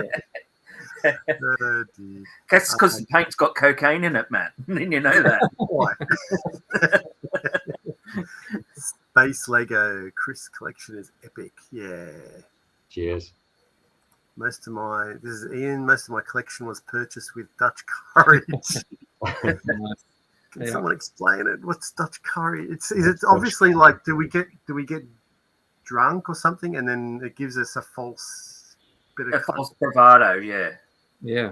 That's when we use it, but it makes us brave. Yeah, it makes us brave. But why is it concerning the Dutch for? I don't know. It will come to life anyway. They do. And then they all go back into this place when we all wake up and you... Okay, this is going to sound really dumb, but that whole sentence there, Pete, I walk into my toy room and I don't know why. I'm a grown man. I'm in my 50s. And I actually go, I wonder if any of you buggers moved through the night. And you're back in your spots now. Like, I still think like that. Like I'm a 5-year-old. They do in summer, Matt. You know when it's summer because half your action figures bend over. Become loose. I've had a couple of Joe O-rings sort of snap in the last couple of months in the heat. Yeah. We get earthquakes over here as well, of course. So my toys do move around a bit at night. Yeah. No, you're right there. There's a lot of cross-pollination between stop motion, special effects, and toy collecting. Yeah. I watch a lot of Godzilla stop motion. I don't know why. I love watching Godzilla and dinosaur stop motion. And Lego, there's a couple of good really, and I think he's over there in Europe. It's like Alexander. I can't remember his name, but his name's Alexander. Look, you could swear it's the Lego movie, but it's all stop motion. Yeah. He is that good. He must be in the industry because he's just so good. It's Turtles Toy Box. Turtles Toy Box. I have 1/25 scale of the Rhino. Yeah, that must be big. Yeah, wow. Oh, you haven't built it yet. I got to build it. When you do build it, that's going to be huge. Thunderhawk, but if they made the shark, that would be my favorite. Chris knows there. There it is. That is like that one there. Is it the Thunderhawk? Yeah, that's the Thunderhawk. Yeah, that is like a really cool. Is that the Camaro? Yeah. Yeah, that is a really cool one. Like if I was going to get another one, it'd be that one. That is very cool, man. And here's one question from Ron. I just realised at the time was bloody hell. Good question about my favourite toy line. Mine definitely Visionaries, then Motu, then TMNT. Very good. Andrew just packed away all his TMNT. All right, I'll just get to the end of these comments, and we might just start to wrap it up. They're plotting to kill you, Matt. Yeah, I've got no issues at all, have I, Pete? Ron, what do you guys think of toy lines like Mythic Legions? Chris, I think there's a good answer coming from Chris, at least. Well, yeah. Totally rubbish. Don't go hard at that. Ron got me into Visionaries. It's all his fault. He's got such a cool collection of it, and every time I walk over in his place, I'm looking at the shelves that he got filled out with those beautiful sculpted, articulatable toys, display items. I don't know if it's a toy or it's a display, but it's beautiful, and I fell in it. I fell into the rabbit hole, whatever you call it. Yeah. And I got a few Visionaries earlier this summer, I believe, did a video on it. And I love it, but they're so expensive. But I love it. You too, Chris. You too. Yep. And what about you? Oh, and what about Mythic Legions? Did he get you into Mythic Legions as well? Yeah, that's what I'm talking about, Mythic Legions. Oh, I thought you said Visionaries. Oh, sorry. My mind is in two places now. Yeah, it's. I was one part of my brain half was in. Oh yeah, Visionaries. Ron does a really good cosplay of Sindar, and then we're talking Mythic Legions. So I start mixing up. So it's all good. Actually, it's kind of the way you're talking about Visionaries and Mythic Legions. They probably go hand in hand anyway. Like sort of. Yes. And what about you, Phil? Oh, there's Andrew. Get Andrew back. No, my answer is very short and boring. I'm not familiar with Mythic Legions at all, to be honest. Okay. Yeah, some of the, because that's a modern toy line, right? Correct. Yeah. So some of the modern toy lines, I get, maybe because I'm in Japan, I feel a bit. It's probably a good thing because I've got enough things to keep myself busy, and I'm running out of space as well. So the last thing I need is probably a new modern toy line. But yeah, I'm to be honest, I'm not familiar with that one at all. And they're big, aren't they, Chris? They're 6 or 7 inches. They're bigger than your classified figures. Some of them are smaller, some of them are giant size. So that's really good. It's like sort of sorcery. Four Horsemen Studios make them. They're so sculpted with such detail of perfection. Quality is superb. But like I said, the prices for them are up. You're paying for the quality. But it's beautiful. I would love to collect more, but budget issues. Yeah, 100%. I think I'm with you, Phil. Like they are, as you said, Chris. Absolutely, they're sculpted amazing. Like the coloring, like they are a beautiful figure. But just we don't get them out here. I'd have to import them all from the States, and your prices now just a few $100 for a figure is just I could spend that on something vintage, I think. Sorry, Ron. We love him, but we just can't get it. Oh, yeah. What's Crackle saying about Andrew? If Andrew could only have one toy line in his house, he would live in the shed with the rest of his favourite toy lines. Oh, yeah. Turtles Toy Box. Question, what do you guys do for toy insurance? Nothing. Well, I know this because we have our big insurer in Australia is the NRMA. Yeah. And they do they're the top insurer in Australia. And so we have a branch. I went down there and I said, I've got this huge collection. I want to get it insured. And they said there's a cap with collectibles, like this sort of stuff. They want a photo of everything, every individual thing. Jesus. And and then they want it evaluated by some sort of antique store, and then they'd only insure it for a maximum of 100,000. Yeah, so basically that'd be only for fire. I mean, if someone broke in to try steal it, they need a Pantech trailer. They need like a B double or something to come and take it all away. I wouldn't do it again. I think if something happened, touch wood. If something happened, that would just be it. I think. So I'd get a couple of pieces back that I really love, and that would be it. Yeah, I wouldn't go down the hole again. That's for sure. It'd be the end. Do you have any insurances over there, Chris, or anything like that? I've got a pair of honey badgers patrolling the house, so that can suffice. Love it. Thank you very much, Ron. Yeah, you better go. I think we're gonna wrap it up now, and we've got G-Force. Sorry, G-Force. There you are. I think. Hey, G. G'day. You boys. I don't know why it's not clicking on the thing. There you go. Morning, gents. Actually, if you're waking up, that means Scuba Pete must be waking up too. Come on, Scuba. What's coming up for you, Chris? I think we're gonna try some adventuring with the space Lego sets and some stop motion. So see where that's gonna take us. So and I think Pete's got a toy show coming up too, which is I think it's gonna be videoing a bit. So we're gonna see if we're gonna make a video out of that, and just we don't plan ahead too much. We just go in the moment and see whatever feels like fun doing. We just do it or we don't do it, and just we don't have a plan. There's no agenda. The best plan is having no plan sometimes. Yeah. And what about you, Phil? I know you just released a video today, which we haven't watched yet.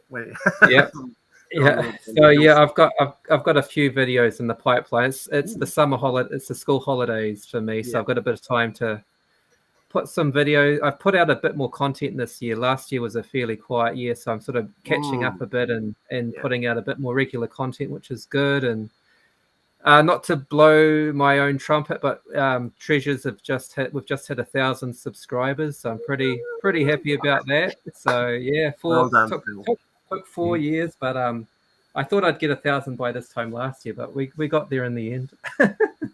But I'm just happy, being part of the community and getting the chance to chat with guys like you. That's what it's all about, and yeah, it's just fun, and it's something good that I can do with my daughter as well. She likes being involved a bit, so yeah, it's good. It's good stuff. Yeah. No, absolutely. Yeah, it's been a pleasure having you both on. Actually, I did have a couple of people contact me, and I've seen some comments like, "Oh, this is going to be awesome," and I'm like, "Oh, now I'm under pressure. I'm getting anxious, and going to try and make it awesome for everyone." But thank you very much, Chris. Thank you very much, Phil, and thank you, Andrew, also, for joining us and chatting toys and chatting everything. But thank you also to the chat. We appreciate you guys popping in and watching and commenting and questioning. It's great to have you all here. It makes it a bit more exciting and interesting. All right, so until next time, thank you very much, and we'll catch you next time on